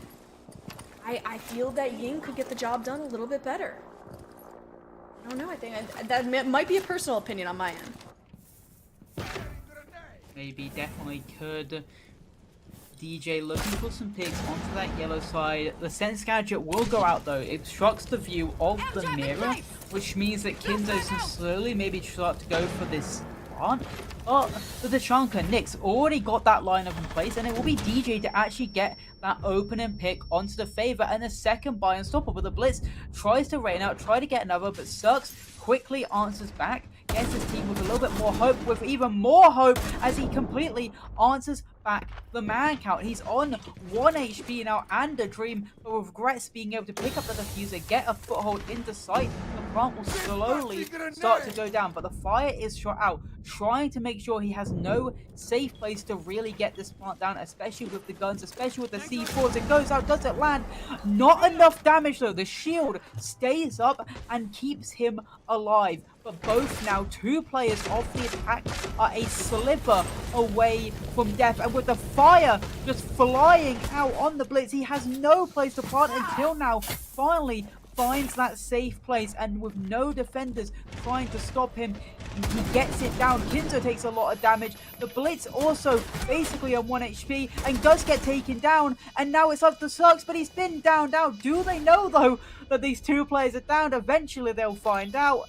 They're still scared though. Looks like they want to just get up this player. They know one's down, they know the other's down, and there you go. The cleanup is established. TBD get the first round under their book. Skyline put up a good fight, but it just wasn't meant to be in the end. A very hard fought round for Skyline, for it being their first round in attacking play. They're getting a feel for how TBD plays. I think if they were a little bit quicker on the entry, they were able to find that opening a little bit faster, I feel like we would have seen a slightly different round. The Blitz, I feel, played... as bodies started to drop, I feel Blitz could have played a more forward role in that attack. I feel like towards the beginning of the round, and even towards the middle half of the round, is where Blitz wasn't really as active as I would have wanted him to be. But ultimately able to get in sight, able to plant the bomb down. You did your job. You do have to hand it. You just kind of need that that player to come in from the side, wake up the rest of the defense, force them to be on their toes, find that opening for the attack, and get your way in. I feel like Skyline, yes, they did brute force, which is kind of what you have to do when you attack that top floor, but they had so many options. They could have been more creative with the way that they went about things, especially utilizing players in a different manner to get the most effective use out of them as possible. Definitely. I'm liking what it looks like TBD are actually going to be going for, because it feels like, yeah, they opened the hatch. So it's going to be a very aggressive second floor hold where they're going to be trying to stay up there as long as possible, use the hatch to basically just keep it down, and the mute as well just doesn't allow the drones to come out. It doesn't allow them to gather information. Another thing I'm liking the look of is going to be this Legion shotgun. You see it a lot on Ying, you see it sometimes on Nook, but not a lot on Legion. But it is such a strong gun, which allows you to just hold down a map-like contour, especially these short corridors, these short rooms, these small rooms, because there's just such a claustrophobic map. It means these shotguns will always just give you a more powerful edge. But here comes the go button to be able to send it through yellow, maybe take down the mute. No, he just somehow stays alive, keeps away with his life, but the cutoff is there. Kinzo has him down, dead to rights, and an opening pick for Skyline, which continues to keep them rolling as Cirx gets another. It's not as hotly of a contested round as last round was. Seems like Skyline is now firmly, once again, in the driver's seat. We're able to get those first two picks for themselves, whereas last round, it was actually TBD that got the first pick off on the round. And with about 1 minute 30, Skyline, they seem to have their way with the first floor. And TBD kind of left to have to defend, keep their heads on a swivel, and force themselves out of the way of the vert that Skyline is trying to set up. Nyx looks like he's trying to go for a flank here up the Visa stairs. He's going to have to do this quicker rather than later. But the thing is, I'm pretty sure the attackers, they're ready for it because they've got so many bodies. They can use one to just watch the flank, but the blitz goes down and Nyx does get one on the flank, so massive stop, but Unstoppable does get answered back, but Nyx gets another on the top floor. How is he being allowed to do this? 2 kills from the flank, and now we're sitting in this 2v2. The plant can go down though. He has been able to get into this yellow position. The question is, will this C4 come out? Yes, it does. Does it land? No, it makes him get off though. C4 eventually is blown up. What a shot by Nyx. Again, a 3K on the round. It's all left up to Cirques. Another round where maybe Skyline have been just too over the head. They've been so good, especially on Chalet, at getting these opening picks, getting these early advantages, and then giving them away as DJ gets the final pick. You said maybe this round wasn't closely contested. Never mind. TBD, they get it done. Time is always going to be the 6th player on the team for the defense. And we've seen it in Chalet, and we see it again. But the issue is, Skyline keeps on overcompensating for their lack of time over and over and over again. They're getting way too hasty on these executes, right? They know that they have time on their hands, and they know that they can use it to their advantage. But they're saying, oh my god, we need to get into the site now. We need to get to the site right now. We need to get that plant down. Like, very one-track minded. You have to get a full view of what's going on in front of you. Otherwise, that sort of hasty execute, it's gonna blow up right in your face. That's exactly what happened, right? That Mira, that long cross that Mira had, looking all the way to yellow stairs. That was insane, right? But it was the primary undoing of Skyline's attack.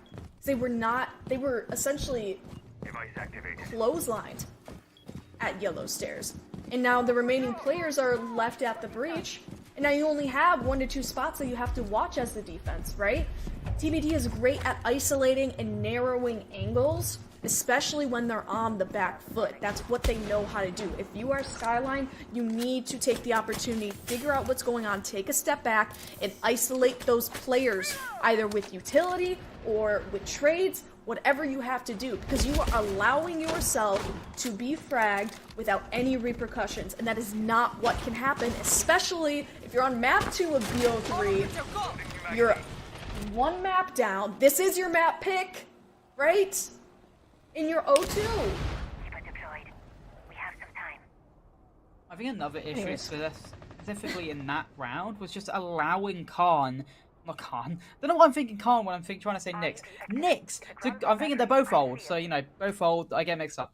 But allowing Nyx to just go on that flank, go on that roam, and get 2 picks, despite there being 2 of you up there, not being able to get the refrag, he gets both of you in the end, which completely stops the vertical game, which then allows the people below to just be more free as well.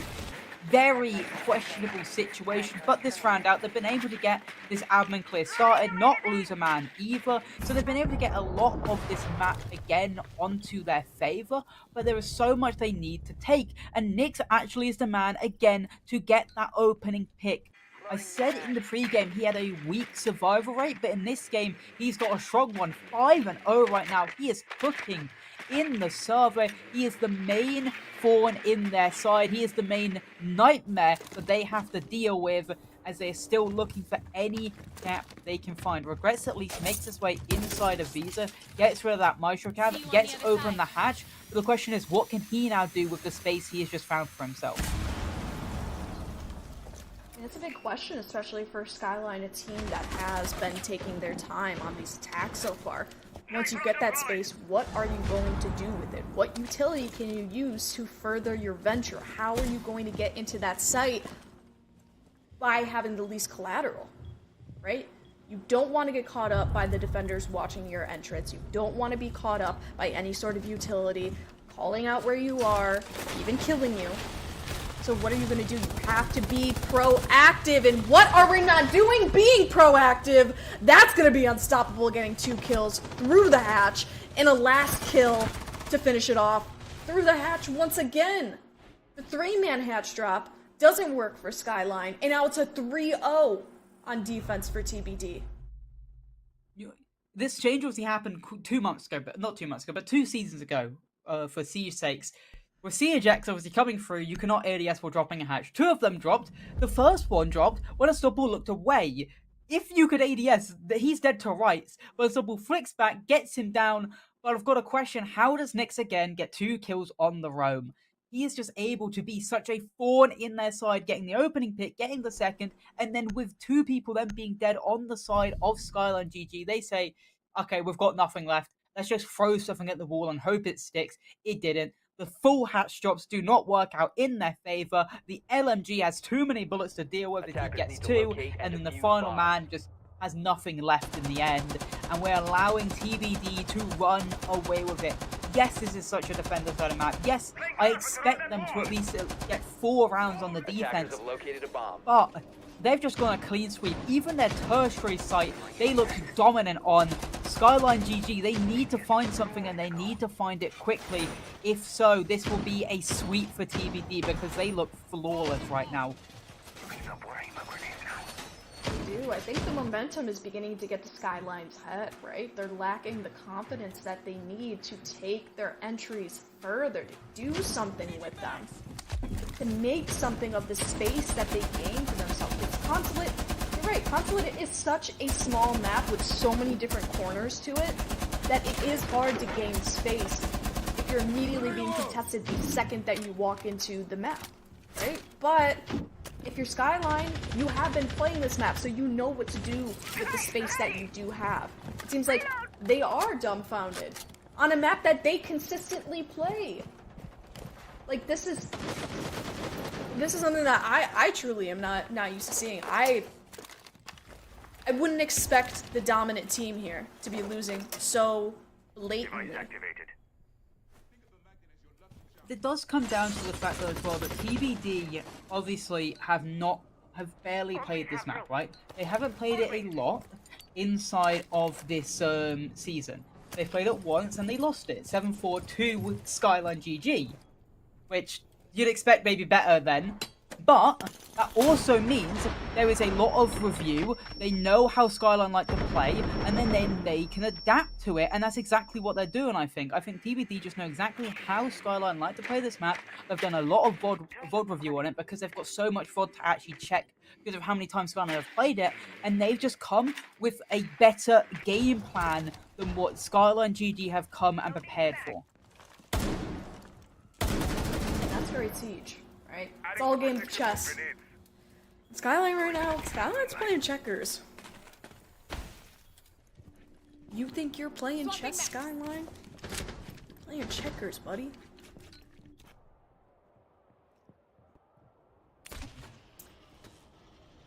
Glass. Glass is up on the board for Skyline. That's definitely something interesting, especially as they continue to hold their admin presence. That'll be great for holding those long crosses that you need on the execute.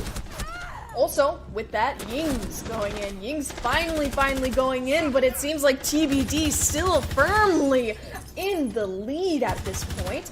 Yarlos, though, is going to come up from behind with the Zoe. Finally found that opening that they need, but perhaps too late, because it's already a 4v2 for Skyline. Kara, Kinzo, last remaining players up on the board. They're going to have to divide and conquer here. Play for ones. Try to get their kills. Slicky's going to go down on the vending side to Kinzo. Also got Kara with a single piece utility up in the back pocket. Going to get killed from behind from Nyx. Kinzo's the last remaining player up on the board. And it won't happen. Unstoppable from below to get the final kill on the round. And that is a 5-0. 4-0. 4-0. 4-0. 4-0 for TBD. I did not hate the Ying play. Obviously, they know one is off the board. They banned him. They banned the Warden. So it's not crazy to see that come out. They also banned the mirrors. Just means there was less C4s, less able to just have the advantage on it. But my issue is they then just threw stuff at a wall again. They just went for that push, tried to get rid of the person behind the shield. We're actually clearing the shield itself. I think you need to bring in someone like just a nade to throw in to just get rid of that shield. Or even say just an Ash to bring out to get rid of that shield. They just tried to take him out with a shotgun. He then ducked below. I actually think he just shot through either being blind or just ducked behind the vending machine so he didn't get blind. And then when the second player came in to try and take him down, they forgot about the player being long desk. It just doesn't feel like they either have the information gain or they're just not bringing the right ideas to throw at the plate, to throw at the defense that TBD are bringing, because they always have an answer back. Also, I think Nyx may now be like 8-0 right now because he got one of the final kills as well in that last round. He is really just somehow showing that maybe his survival rate was Attackers need to somewhat locate and skewed defuse because as he many is no bombs as 7-0 right now, 7-0. but still insane. He is playing Wild. well past his prime right now. Located He's the bomb. rolling back the years. Wild. There you go. It didn't look like he was Absolutely flat. So I think the Ying just was either poorly placed, or maybe there's a little bit of cover you can have behind the vending machine so you don't get blinded. Well, I think you're totally right, though, on that shield comment, because where was the Zoe? The Zoe was twiddling her thumbs on the other side of the map. Yes, Zoe eventually came in from behind, but it was way too late. What I would have liked to see is, okay, put the glass in the Zoe's place. I know it's weird. Put the glass in the Zoe's place, right? Maybe put the glass up on a window, or even, let's do something crazy. Instead of a glass, let's do a Blackbeard in Zoe's place. And then you get Zoe to take care of that shield sitting there. Because you are right, you cannot have a shield sitting up on vending. And the fact that Zoe was far away from that shield not handling it is like, that's gotta be a cardinal sin of Siege, right? Right? Yeah. Skyline are better than this, though. We know they are, and they can definitely maybe get a grasp on this game on their own defending side. But I would have to say, I think they need at least a single attacking round, because you cannot allow yourself to be like, okay, we're on the defense, let's just do what they did. Let's just go perfect defense, because that's very, very hard to do. It's next to impossible to do back-to-back perfect defenses. Nyx trying to get aggressive onto this guy on the window. He's already backed away. Smart. Give a little bit of pressure from the attack and then back away. But Nyx is going to be a player in this round I want to see them play, just because he has always been a nuisance on this road, being able to get multiple kills, especially on the basement round last time. He was able to get a two-piece flank going off. But they're just going for a quick play, horizontal, across the board, trying to go for this backside take, while Kara makes a little bit of sound on this top floor. There's also a guy fully on the top floor, which will be regrets on that Dirk Bay. He can call out and give away the location when needs be. Regrets, Kixa, and Kara having a bit of a quiet game so far. Regrets and Kixa having donuts apiece. Nyx But as I goes speak, for Kixa. Dirk. Yeah. Kixa's gonna find one. That's a 4v2. Nyx gets a double for himself, going 9-0, an unstoppable force in this game so far. Ash and up Kixa. Kara, last remaining players you up on the can't. board. Those three, Nightmare everybody to killed all be three. in double digits. Nightmare in double digits. The man going 10-0 and 3. By the way, 3 assists. Almost 13 at that point. Could possibly get the 11th kill. And we're gonna see it! No, but Unstoppable steals No, Unstoppable. No! No. You just couldn't help yourself, could you? You just couldn't help yourself. it. I said in the pre-game, I said in the prep phase, I want to see them clear out Nyx, because he has been a nuisance on this roam. They tried to, but they can't get it done. Didn't do it. He is truly their nightmare right now. And that's gotta be a slap in the face to go up against somebody with the UMP and get absolutely dog walked. That truly, like, for Skyline, on your map pick, by the way, 5-0. He's 25. He's on. You've got to get him done. Like He's chunk. He can't be showing. He's chunk. He's chop dunk. Come on. He's chunk. This is completely off the on, like guys. the basis. But because I just checked his age on Wikipedia. His birthday's a day before mine. Does that mean you I guys are just soul noticed that. bonded or something? No, it feels same birthday. I'd say yeah, but sadly no. Same birthday. I have the same birthday as Luna. So he's another like T3 to T2 comp player. That's the same birthday as Luna. Wall secure. So are you and a Luna soul bonded or something? No. Oh.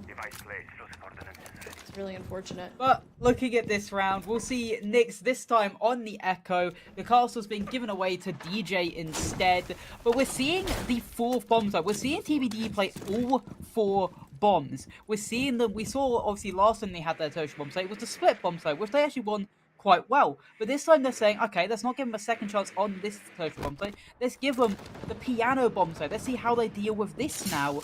And if it's like any of their other attacks, probably not too well, because they really just haven't been able to get a foothold. I think their best attack was definitely their first basement attack, where they definitely could have got it done. But other than that, they just haven't really been able to show up in this server. Nyx using his drones, but not on site, but just giving away the information to these roamers, maybe allowing them to get a C4 pick, or just get those free picks from swinging. It's really good work from him, just being allowed to give his team all this information. I think Skyline needs to rework their attacks to make the rush strat work for them.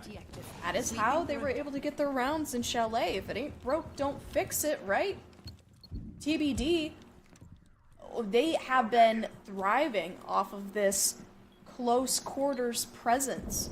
And even being able to hold long angles, right? They've just been very tight-knit so far on their defenses. Being able to fall back on those defensive corners of Consulate, right? So Skyline, I mean, you have to have strength in numbers, you have to be quick with it, you have to be setting the pace, you always have to be one step ahead. Speaking of one step ahead, are you gonna see it? Oh! And the shotgun kill rings true for Regrets. It's gonna be a kill for Unstoppable. That's a first pick for Skyline. A step in the right direction for them. I respect the cojones to be able to swing through a pipe exploding and get the shotgun kill, and Cirque's getting the next onto DJ. But again, we've seen them in this position before. We haven't seen them in this one though. We have not seen them in a 4v2, especially with the remaining 2 players below. Nyx, the raid boss, finally goes down, his first death of the game, and they may be able to get this done. Maybe going to this bomb site wasn't the right idea, but the bomb will slowly start to be planted. Will the C4 come up from below? Bandits start to throw up a wonderful shot, but the C4 does not land, and it was Cirque and Kara to finish off this round, and SkylineGG get 1. I said they at the very least, needed 1 attack, and it took them all 6, but they did it. Now they get to go on their own defenses and maybe, just maybe, either go a perfect rotation, win the game from that, or at least get 5 and gate us to OT. But that is still such a long hill to climb, and without a timeout, with the only timeout actually remaining being in TBD's pocket, TBD could still take the little bit of momentum that's remaining from how great their attack side was, move it to that, or is that how great their defense side was, move it onto their attacks and do as well there. Constant theme, Clash being banned out. We're not seeing Clash at all on Consulate, but this time we're seeing the Cade banned out, we're seeing the Doki banned out, and we're seeing as well Blitz and Clash being the same bans each time.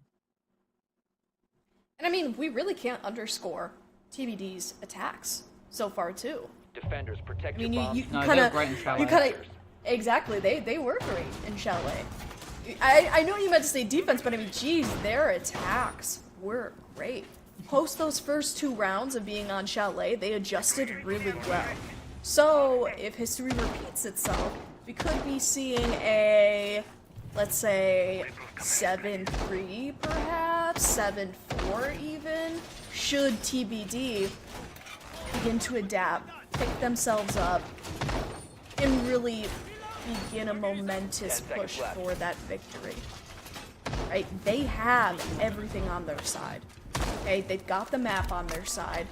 They don't have the map pick on their side. They certainly have the rounds on their side. All they have to do is get this last push on their attack to go from the 7th seed against the 2nd seed and push themselves forward in this playoff bracket. Definitely, it will be a hard task but they can definitely get it done. Obviously, with their attacks being so good on Chalet, it will be a lot harder again. It's Consulate, but sucks. Nightmare Nick went for that same run out, and it's actually going to be him, the one that dies to it. And the Monty going down first when it looked like they were going for that quick play through the window with the Monty planting the bomb down is going to be tough for them now. It's going to be very hard for them to get it down, especially with the abundance of utility to stop the plant. Smokes, C4s, all to just try and stop that one plant, especially the Goyo probably on that window as well. It's going to be next to impossible. There's no Goyo there, but it's still going to be very hard. Also, they're going to pivot, go for this just normal yellow side take. But with losing that opening pick, it's going to be a tough challenge. But to be fair, Skyline have gotten the opening pick quite a lot in this game, in this map and in this game, and they've lost the round quite a lot as well. So it's still not next to impossible for TBD to come out with the victory in this round. I agree. And I feel like if TBD is getting forced to slow down a little bit, then so be it, right? Because they can still create chaos, and they can still thrive in that chaos. I mean, they have Grim on their side, they've got Sense, they've got Deimos, of all people. Deimos was really powerful on Chalet last time they had used him. So if we're talking about odds here, TBD, they still very well could pull this off. And yeah, they are going for the rush. We're seeing it in full swing at this point. Metaphorically and literally speaking. These are swinging through the windows. Kinzo will pick off one, and Yarlos, though, to kick off the chaos that shall ensue. Diffuser's gonna go down from that. No C4s will go off in time to even stop that plant. So unfortunate. Skyline was not prepared for that at all. And it's already a 3v4. The man count has almost been evened out at this point. Players are going to be running away, trying to get the long angles on that bomb. It looks like players from Skyline very well might be popping out here in the next few moments, trying to get the kills, and it will be one, but not another. DJ and Yarlos to follow up. And that's a 2v1, but the counter defuse is going off. Will Carr get that counter defuse? Will not. Just stopped it. That was almost a round for the defense. Whew. That was a close one. That was a close one. I was clenching there a little bit. Just a couple of issues. Jaeger had such a great position. He was actually never cleared out behind the desk, but he came up too early, which allowed Nomad to, when Nomad swung in, pre-fire the Jaeger because he was already stood up and taken down. If he waited for when the plant was about to go down, then get up and then shoot the partner, defenders win the round. If the first smoke doesn't miss and does hit the window and then stops the plant earlier, they don't lose the round. That retake, even when he ran out and got the first person on the rappel, is basically impossible because you jump out, you die basically. It's either from a claymore, from just being shot, from maybe even no magi they had set up. It was next to impossible to retake that from defenders. I really did like the idea though to smoke himself while defusing, because when you're in that smoke, it's impossible to see anything. So they nearly just about missed him, and especially with the bailiff just not doing enough damage, it was milliseconds away from the defenders winning that round based off defuse, but they just don't get it done. SkylineGG, too many individual mistakes.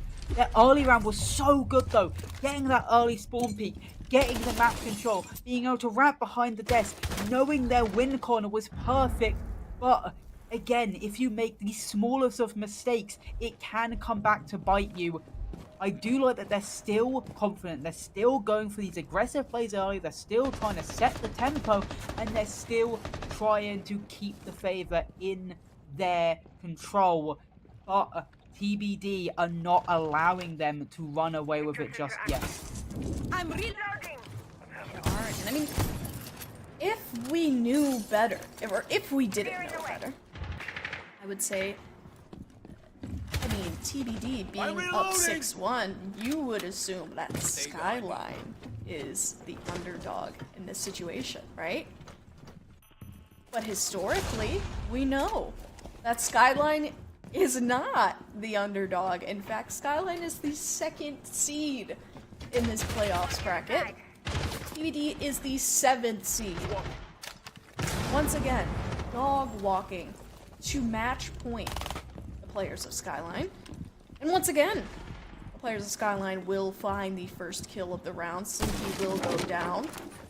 I would love to see the statistics of Slinky's deaths on first frag, because it's got to be something insane. Going live. Yeah, definitely. But they got the first pick last round as well, and they still lost out. We have seen numerous times that Skyline are just not the best at being able to convert these man advantages, especially with DJ getting the answer back. That's the Solus going down, that's part of the roam going down, and that's the... Oh, but there you go. Kixer at least gets the man count back into his favor. Unstoppable goes down. They know where the player is. There you go. I said Nyx was a little bit too passive last time he played for Moddy. He now is confident. You see, he's 10-2. He's definitely going to have his confidence up. He's definitely going to be trying to swing for the fences, go for those picks, and he nearly gets one. But with the timer running down, with the timer not being in their favor, and with the picks definitely not in their favor, it's looking like Skyline are faving off defeat, at least for this one round. It was a close one, and it was in fact a toughie. Skyline will not lose quite yet. 6-2. I mean, you are looking down the barrel of a loss right now. You have to pick yourself up 4 rounds if you're Skyline. Mind you, post 4 rounds, another 2 to 3 rounds. And then on top of that, a whole other map, Nighthaven, which, if I am correct, TBD has played more Nighthaven than Skyline has. So, throwing all other stats out of the way, if we look directly on paper, TBD would have the favor on that Nighthaven map. And I believe, if I'm correct, TBD actually chose attack on Nighthaven to start. So that kind of plays into their advantage because they've been so great on attack. So if we do see a third map, I mean, we're playing right into the hand of TBD once again, and this team is on fire right now. At this point, it's just a run of stamina for Skyline. They have to find their way into the driver's seat once again. They have to do away with those tiny, small mistakes. I feel like this isn't the Skyline that we're used to seeing, especially on console and a map that they know how to play very well. Also, maybe it is fatigue, because obviously the last map went so long, it went on for all rounds. Obviously players on, at least Nyx himself, Unstoppable as well, they're used to those long maps, they're used to having to go for these distances. Maybe SkylineGG just have never had to play of a game of that adversity, of going to that 8-7, or maybe, that's my only guess, because you're right, Skyline are so much better than what they're showing right now. But maybe they've been able to find their groove after that last defending round. Maybe they're being able to slowly bring the momentum back on their favor and start this comeback. They have gone the split bomb site. We've seen this work out for TBD. Can it now work out for Skyline? Obviously, Skyline were able to win a different, some sort of basement bomb site last round, and now they're looking to do so again. But with another shield being brought out, this time the Blackbeard is going to be seen as their spearhead. They're being able to try and find this ground, find the players, and find the information using that shield. And with Solus now also being Deimos tracked, it's going to be an issue. We saw how good TBD was with Deimos on Chalet, and they're probably going to be of similar quality on Consulate now. Got a lot of nades on the side of TBD. Definitely points to very fast-paced execute.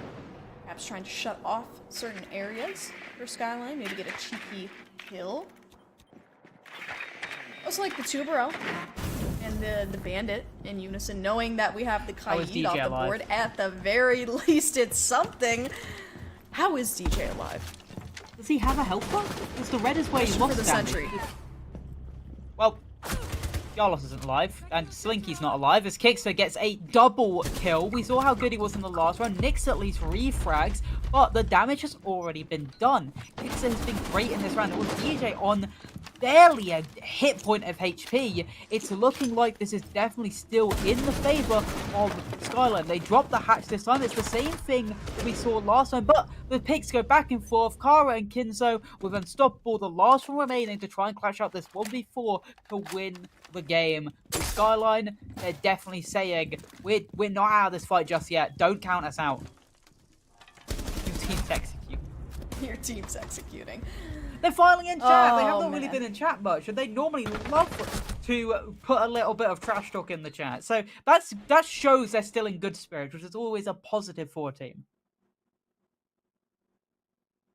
I love how they waited though. I find it funny that they waited multiple rounds after they wanted to start trash talking. That's how you got to do it. No, you have to trash talk TBD. even when you're losing. You do. Actually, no. No, I'm gonna play devil's advocate. Do not trash talk when you are losing. That's all I do, though. I need you to be tail between legs when losing. Have some humility. Have some humility, brother. I don't think I'll ever have humility. I'll be going 30-0 somehow. Not 30, 0-30 somehow. Like somehow 30 deaths even in 5 rounds, and I'll still be trash talking. Attackers need to locate and defuse Ah, as many man. bombs as they can. Spoken like a true Rainbow Six Siege player. For shame. TBD have not been in the chat once though. They're keeping away from it. And also, quickly, this is seen as a tertiary bomb site. Also hasn't been won once. Questioning why Skyline doesn't try to attempt the top floor game. Because I'd say their top floor defense was good. They just made a lot of mistakes which made it bad. So curious to see why they're going for what people see as a very weak bomb site on a map that is so defender-sided like Consular. Well, I do think that they have something very specific in mind, considering that they have played this quite a lot. Probably have a very specific idea of how they want to defend this, which Skyline does have a lot of power in the vert that they can play and the vert that they can control. I think that's their main goal here, right? Control the top floor, try to waste as much time for TBD, and then when they're on their execute, just inundate them with the vertical. We'll see how that works for them, though.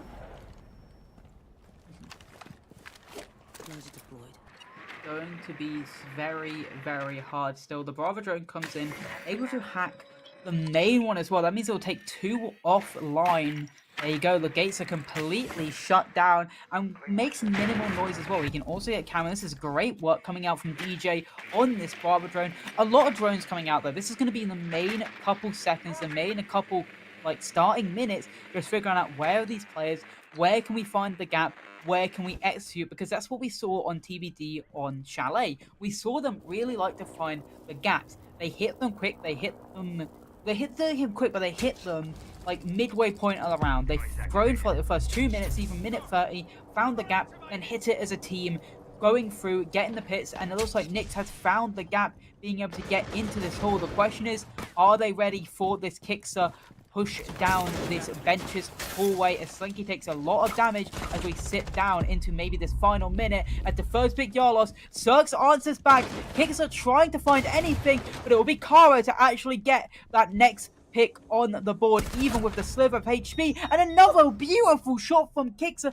Jarlos looked like he should have been able to win that through and through, but just not able to land the shots as Slinky tries to get the refrag, but nothing is going his favor as Skyline are just holding their positions. Easy thing for Skyline to do when they're on the defense. It's gonna be a really tough few seconds in this last round here. Slinky, in a 1v4 situation, will find one. Able to find Kixer, that's the big question. Another player flanking down those yellow stairs. Got a lot players looking for Slinky's head at this point. Which is kind of funny, considering that Slinky is usually either the first dead or, well, I guess last alive here. But it's gonna be Kinzo to finish off the round. With the, that was the Velvet Shell seasonal skin, if I'm correct. Why do you know this? Um, How do you get you because look I at this played kid Velvet and just Shell. be like, Because I played Okay, Velvet I Shell, didn't. and I did get that, and I did in fact get that skin. It's okay, Leon. I will admit, I didn't play something- Velvet Shell. I started White Noise. Something. I'm honestly, I'm chunk. I'm chop dunk with this game. But to be I've been fair, playing this I game don't since think- 2016. I don't think I could look at the White Noise season skin. Like, yeah, that's the White Noise season skin. Maybe, Well, it's maybe because I don't that know. skin was like revered. Like that skin Oh. was okay. There was a YouTuber way long ago, and now I'm giving you guys some crazy like deep cut shit. All right, there was a YouTuber long ago that played with that skin, and I forgot his name. It started with the B, I think, but he was like the coolest guy. He would farm so many clips. I wouldn't even care if it was ranked or if it was casual. He was just like the awesomest guy, and he would always have that skin on. Anyways. I have no idea who that person is. Past my time. Before my Child. time, not past my time, I guess. Child. I'm Chunk. I know I'm Chunk. Changing mag. But looking Anyways. into this round, Unka's not, the real Unk of the game hasn't really been able to get kills since moving to the attack, I will say. Reinforced. Yeah. Nyx has not been Darling. able to do too much so far. But I mean, to be fair, Nyx has been on Monty, which I find is so hilarious, right? Again, you're putting the player that has been going nuclear on the Monty, just throwing that player on the Monty. When in reality, I would say that Slinky should probably kind of be the Monty. To be fair, it's also about who is a good shield player, because obviously being a shield player is also a skill in itself. Nyx has been playing And shield that's for true. so long, he knows how to do it. I don't know if Slinky would be as good as a Monty as what Nyx can bring to the table, so I don't think it's a terrible idea. Cirx, though, is going to be on this roam, on this look, looking for this player who will be the only player of TBD backstabbing up into this Visa hallway as the rest of the team tries to lurk in below, get the Monty in, get the control, and he does. He gets the player through, and he knows where the Azami is. He knows where a second is as well, so they have got the information. The Azami runs away, and now with Yalos also taking ground through the hatch, it's really good control already established by Skyline, or not Skyline, by TBD early round. Indeed. I mean, Skyline, they're kind of just playing very passive at this point, trying to play their way back as far as possible. I mean, definitely wasting time for TBD, right? But also, you're not getting any work done in the round either, right? You're not getting any kills on the round, you're not holding your position. So TBD essentially has free reign at this point, especially with the Ram in pocket too. You're gonna start having some kills go up on the board, and it will not go in the way of Skyline. Speaking of that, we got Regrets DBNO all the way on this spiral staircase. The man with Cirx has been able to C4 lurk is up now top out. floor, though. Look at Cirx, so he's all the way top floor. He's been able to lurk away, get away from the drones, and he could go for a massive flank right now. But they have done well, you're right. They've been able to get a C4 off the ball, they've been able to get a good player, but there you go, there is that massive fleur. He's been able to get one, and then a second by Kinzo. All of it is going down, but until Slinky gets the next, Kinzo takes a lot of damage. The Monty saved by the bell as Kara takes him down, and now it's all up to Unstoppable again in this 1v3. He cannot get it done. SkylineGG, they had such a tough hill to climb, but somehow, some way, they're one more round away from getting it done. That's what happens when you are a team that knows how to play Consulate. When you are the reigning Consulate champion of SkylineGG, you're going to find a way to climb yourself back up, especially on the defense side of map, like you were saying. Right? They might not have done the best on their attacks, but defense, by God, will they find a way to win. 4 rounds in a row.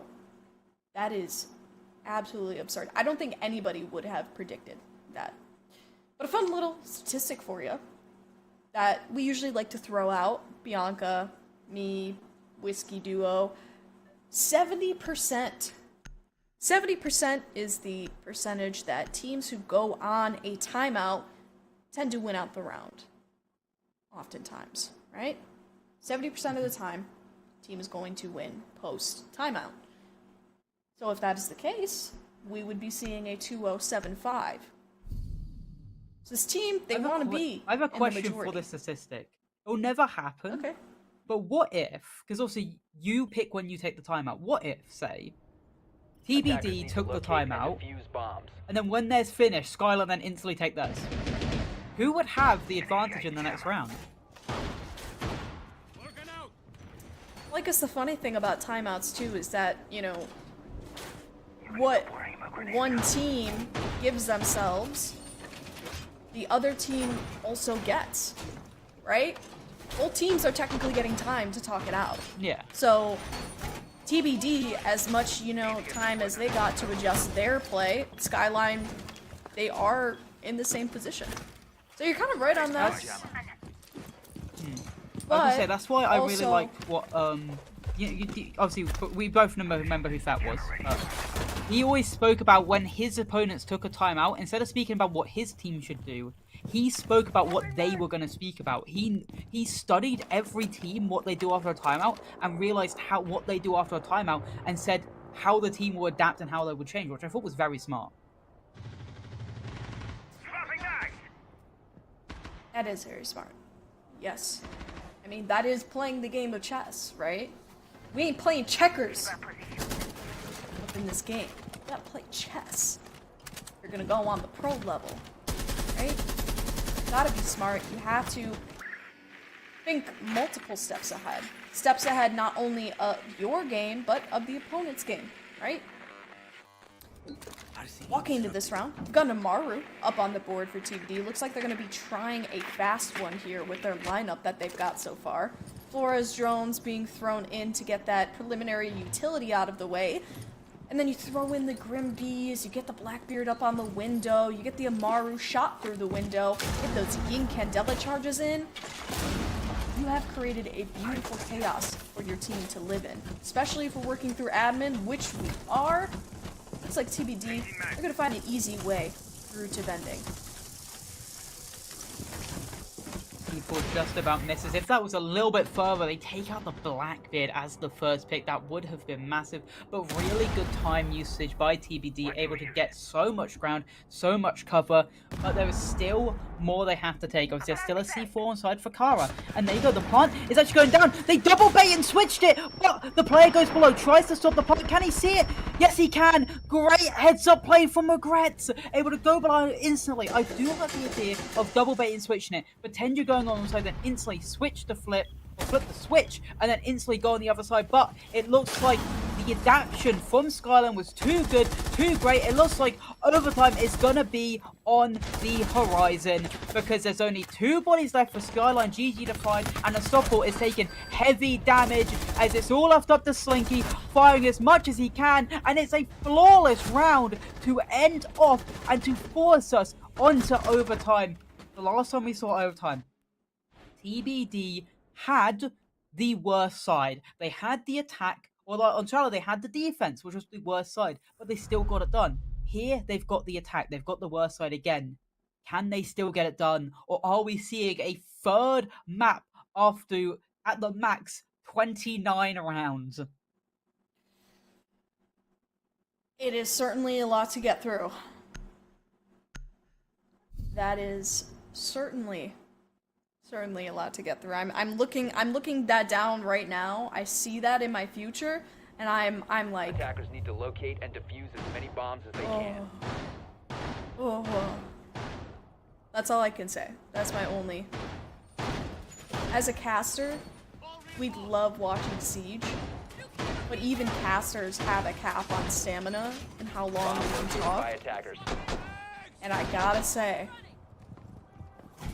that many rounds, I mean, this is possibly Yes, 20. No, it would be 30 rounds. Well, if it goes Plus- 8-6 is what I meant. It'll be 29. Oh, 29. Then, I mean, then 30. 29 to 30 rounds, we'll say. Anywhere from, 29, 30 rounds. At the most, the amount of rounds we could continue to see would be 45. 36. Well, yeah, if we go max on both maps, but at the minimum, it would be, I guess, 36. Well, I mean, we've been going max. Yeah, that's true. This is a very heated, contested set of games. Interesting to see, by the way, on a map, on a round that's as important as this, as a round that Skyline should have to win to keep themselves in contention, they've gone piano. Again, the site you normally see third, but a C4 pick could come out quick and fast here from, I'm pretty sure that would be Regrets right now, holding the C4, getting it ready, and it does go out, but doesn't land, and he has to run away with his tail between his legs, but the positive, he gets away alive. He's wasted time, wasted a little bit of utility. Second C4 goes out, Kixer doesn't get the kill, Nyx gets in alive, and in 2 minutes gone, again, they've been able to get this admin control. But the question is, can they now use it to better effect? Can they use it to actually win out this round? Because SkylineGG, they've been doing such a great job of being able to just waste time on this extended drone and be able to get back with their lives, with the control, and keep away on getting these rounds on their favor.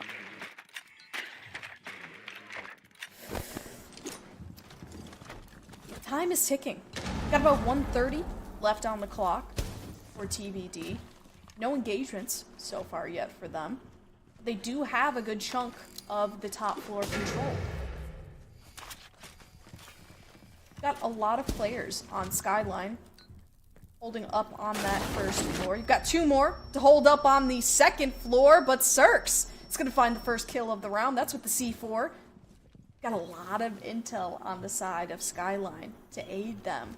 They've got the Mozzie, you've got the Velk, you've even got the anti-intel, which is the Mew, right? And you've got the players sitting on the cams.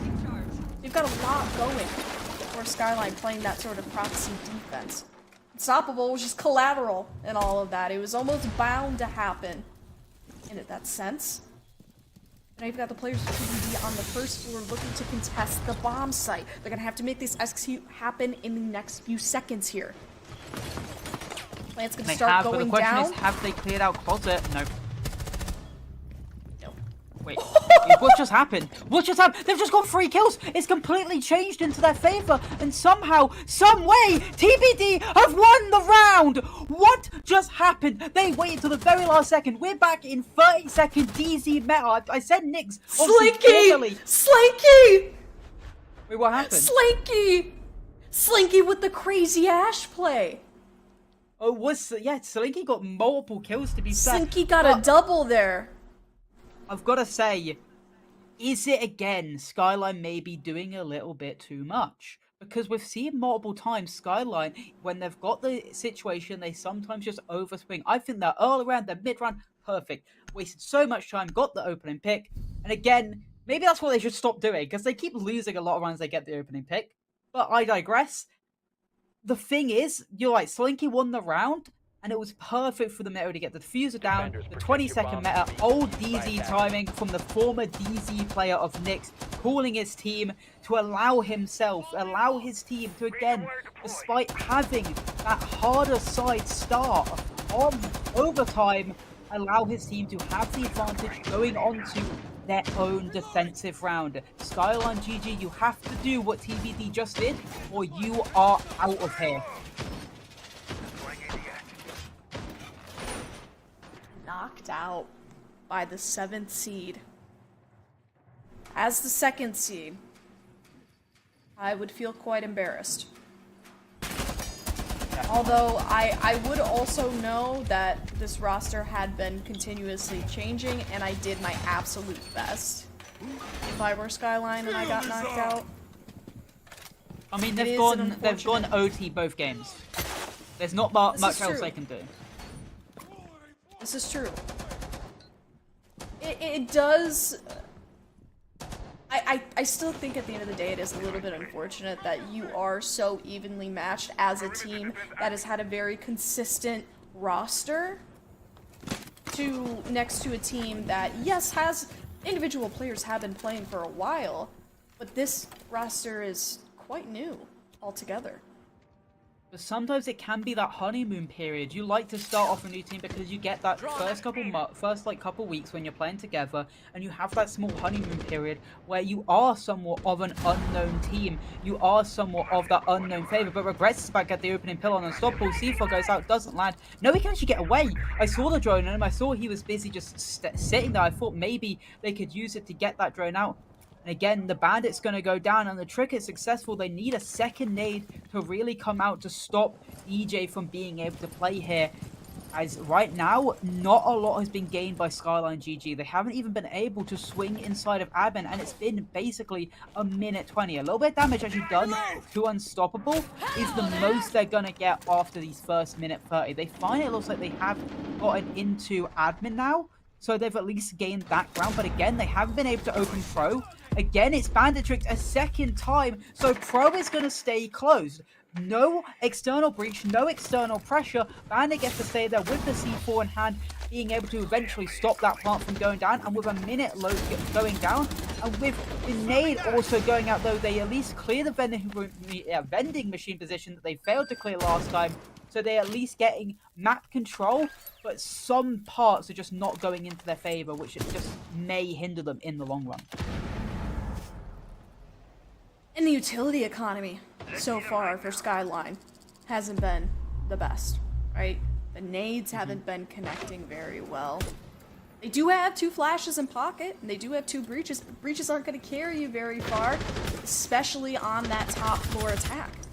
So you have to brute force it. It will, it sure will. First pick does ring true for the side of SkylineGG. A second pick to follow for Nyx, and Unstoppable's gonna be down as well. That's a 2v5 already for the side of Skyline. And it's a 1v4 now. Plate's gonna start going down, and everything changed all at once, but Slinky in a 1v3 is now gonna be at odds to try to clutch this, but it will not happen, in fact. It's Regrets. It's gonna finish off the round. That was like a 20-second meta vibe, I do have to say.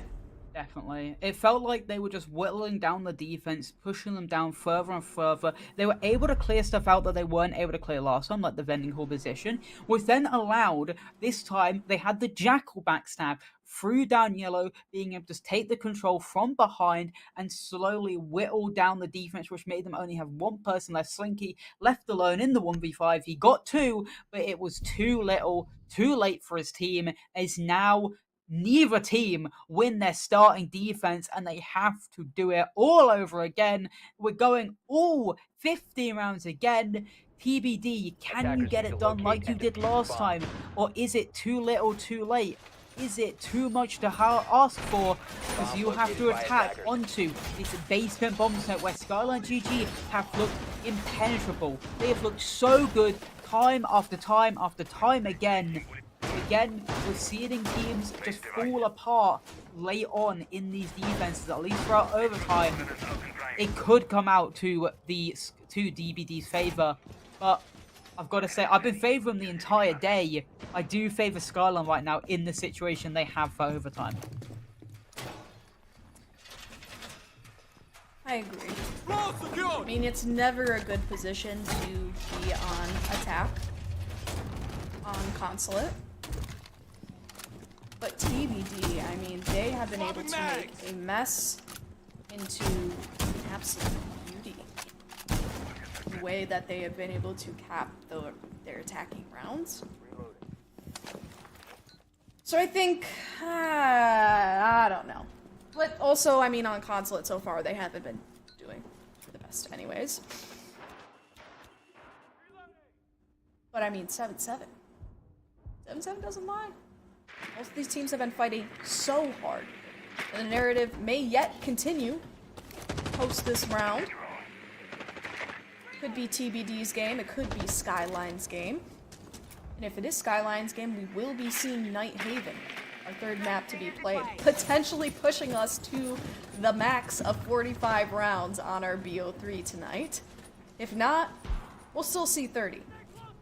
That's quite a lot, regardless.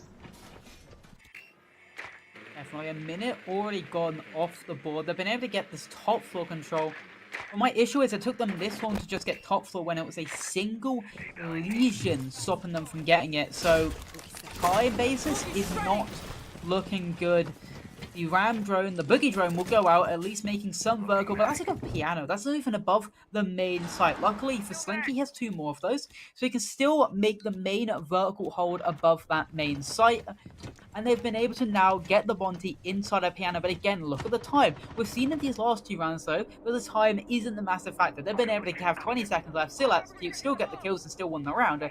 So maybe that's, again, what they're looking for. Mainbridge is going to stay close, though, at least at this current moment in time. If they get the vertical, they can then at least shoot the bandits off, get that main breach open, get that Monty in, get the control.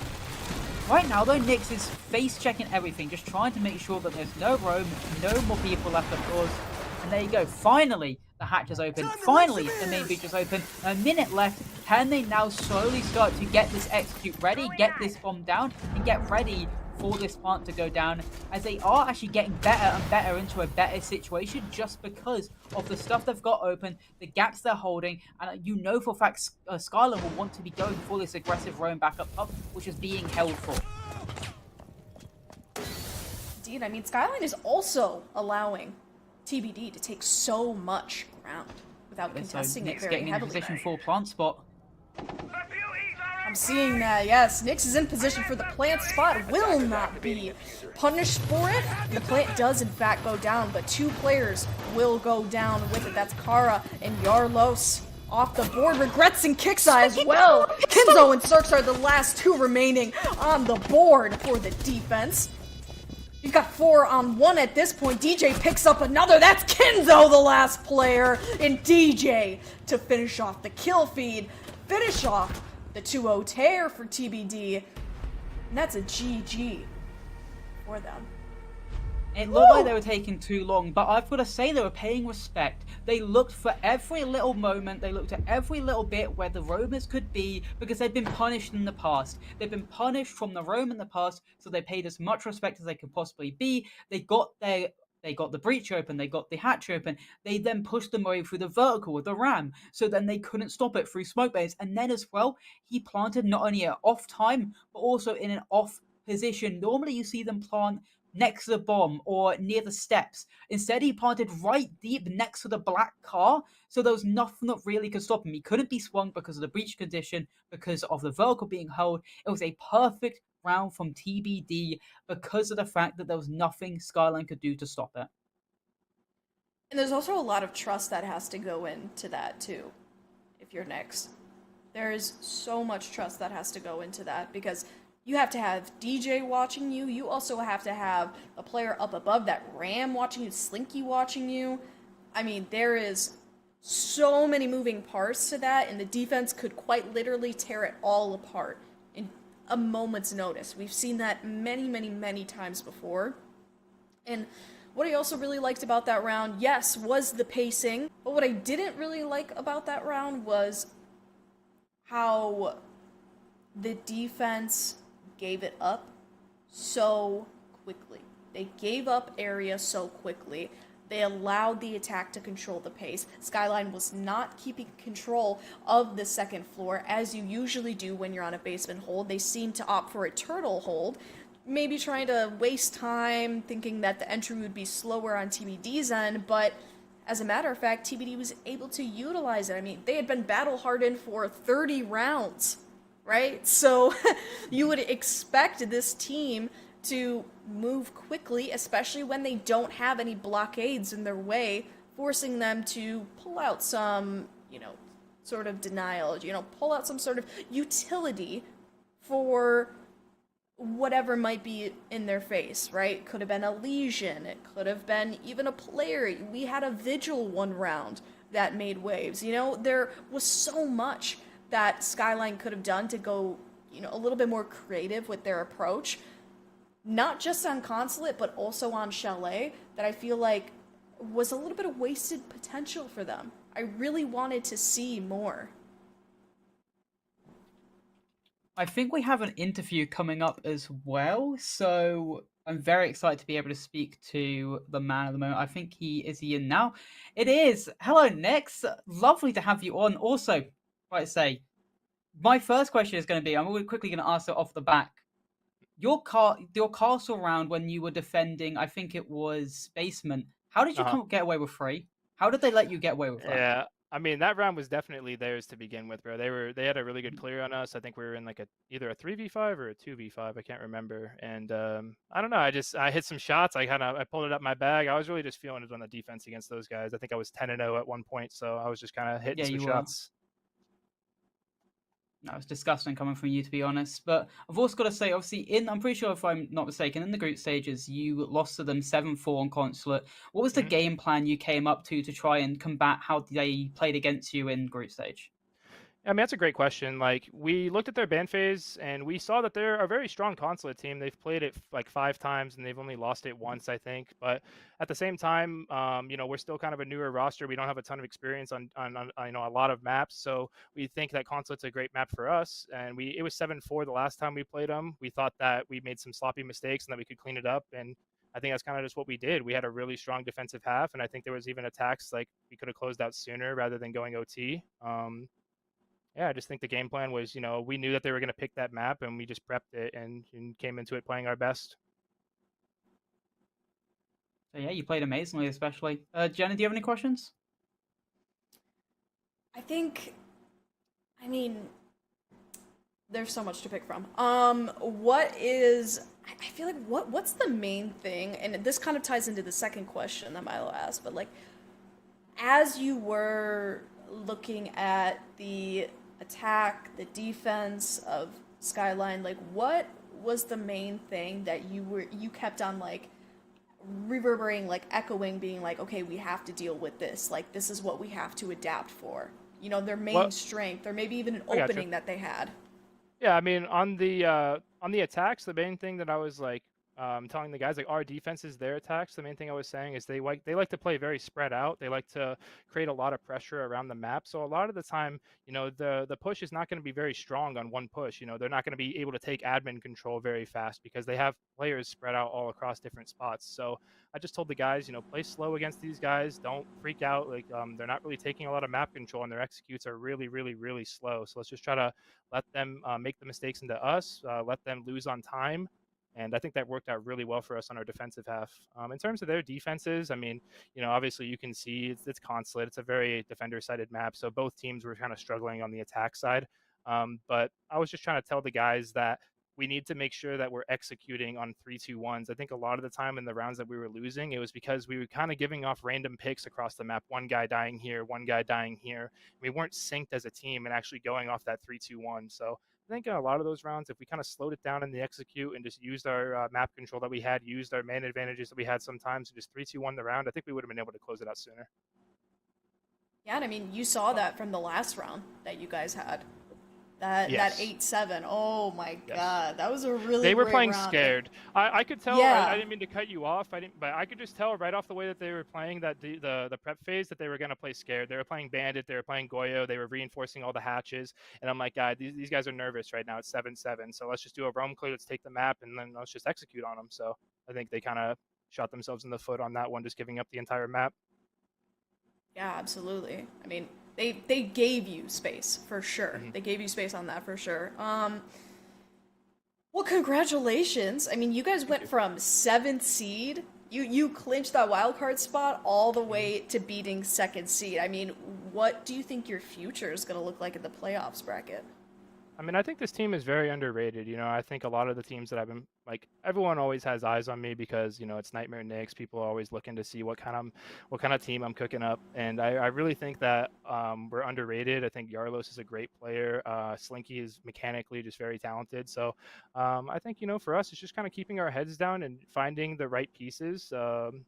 To complete the roster for sure, because Landon is still in college and DJ was just subbing for us tonight. So we're still kind of looking for those pieces to help us kind of complete the roster out, and yeah, just improve every day. That's the goal, right? Just improve every day and see what we can do. I was gonna yeah. say I mean, again, congratulations. I'm gonna say I've one more question. That's right, because like Yeah, no when worries. you're going, obviously you had overtime on both maps, obviously Chalet and Consulate. What are Yeah. you saying to your boys? Obviously, you are the figurehead of the team. You are the leader. Obviously, you've got the most experience, and you've been in these situations before. But what are you saying to the less experienced players, being like, say maybe if they're tired or maybe doubting themselves, what are you saying when going into overtime to keep the spirits high? Definitely on that last round for Consulate, I could tell that the 7 we were up 7-6 and we just lost that defense to push it to 7-7, and I could tell even myself that defensive loss kind of got to the guys a little bit. So I just said, guys, like, listen, reset. The only fucking round that matters. I'm sorry, I don't mean if I can curse, but the only round that matters right now is this one. Is like we played so much Siege tonight. We played 7-7, 8-7 first map. It all comes down to this round. So if anything, let's just make sure we make this one our best round. And I really think that in terms of our attacks, I think Consulate, that was 100% our best attack. So shout out to the guys for really sticking through it and just giving it their all. That was a great team win. All right, we've been given an allowance for one more question, so Sure, no worries. just put it out there. Who would you rather face in the league, Evan? Who would you rather face in the final? Would it be Temper or Sesh? Is there any like teams in the league where you're looking at being like, we really want to face you because like you're the best in this league, or it's the best competition we can go up against? Sesh for sure, because we played them in the group stages and I thought had a very close game against them, lost to them I think 7-5. And I have a lot of respect for those guys. I think they're a top T2 team. I think they made a decent run inside Element, losing their Element run to unfortunate circumstance. I'm not going to go into that, but yeah, I think Sesh is a great team to beat. If we beat those guys, I think we can kind of beat anyone in the league. So Well, thank you for your time, and again, congratulations on your win. Hopefully there'll be more to come. thanks, man. Appreciate it. Have a great night, guys. You too. Well, great Alrighty. insight coming out from the man himself. Indeed. Yeah. I mean, what a great game. What a great 2 matches. I mean, wow. Couldn't have gone better for TBD, even though they did fight hard to the end, and SkylineGG also fought hard to the end. 30 full rounds. I mean, we could have seen 45 had there been a slight nix in that final Definitely. Consulate round. Yeah. But like he said, overall- he said he kept them level-headed, and he said what to do, and they did it perfectly. So yeah, that's what you need in your team. You always need a leader like that. absolutely. I mean, great IGL work, right? From the chunk himself. No. Again, congrats to both teams that played in these playoffs tonight. Only one will be moving to the playoffs. Well, to semifinals. Well, to the quarterfinals, I should say. It's going to be TBD. They will play either Reno Skyline or Left Pocket, whoever wins out of those 2 teams. I'm going to go ahead and guess Reno Skyline. We'll see TBD versus Reno Skyline, and perhaps we will see Sesh versus TBD in the semifinals. Who's to say? But for now, that will be our game for tonight. Yeah, that is it from us. I want to say thank you from me, thank you from AEL. Obviously, thank our great observer Unnamed, and thank you, Kylo, for being able to put up with us in production. But that'll be it from us. Any closing words, Jenna? No, I think I'm good. Have a delightful night, everybody, and we will see you soon for the remaining playoffs games. Peace.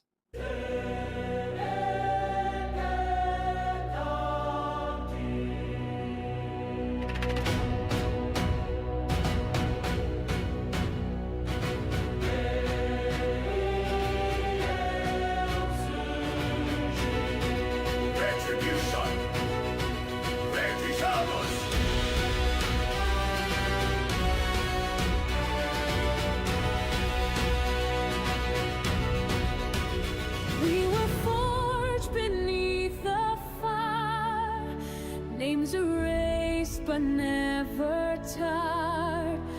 From defeat we carve our fate. Retribution will not wait. Silent shadows, voices loud. No more silence, hear us now. Raise the banner.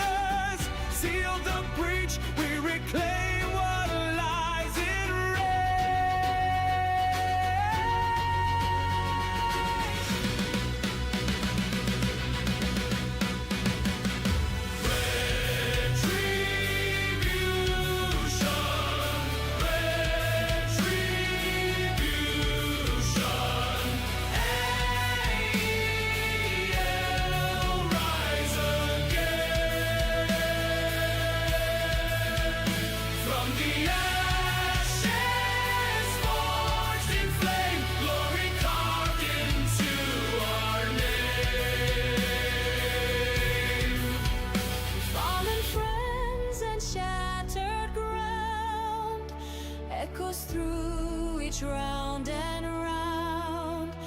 Tears to steel and fear to flame. We return to stake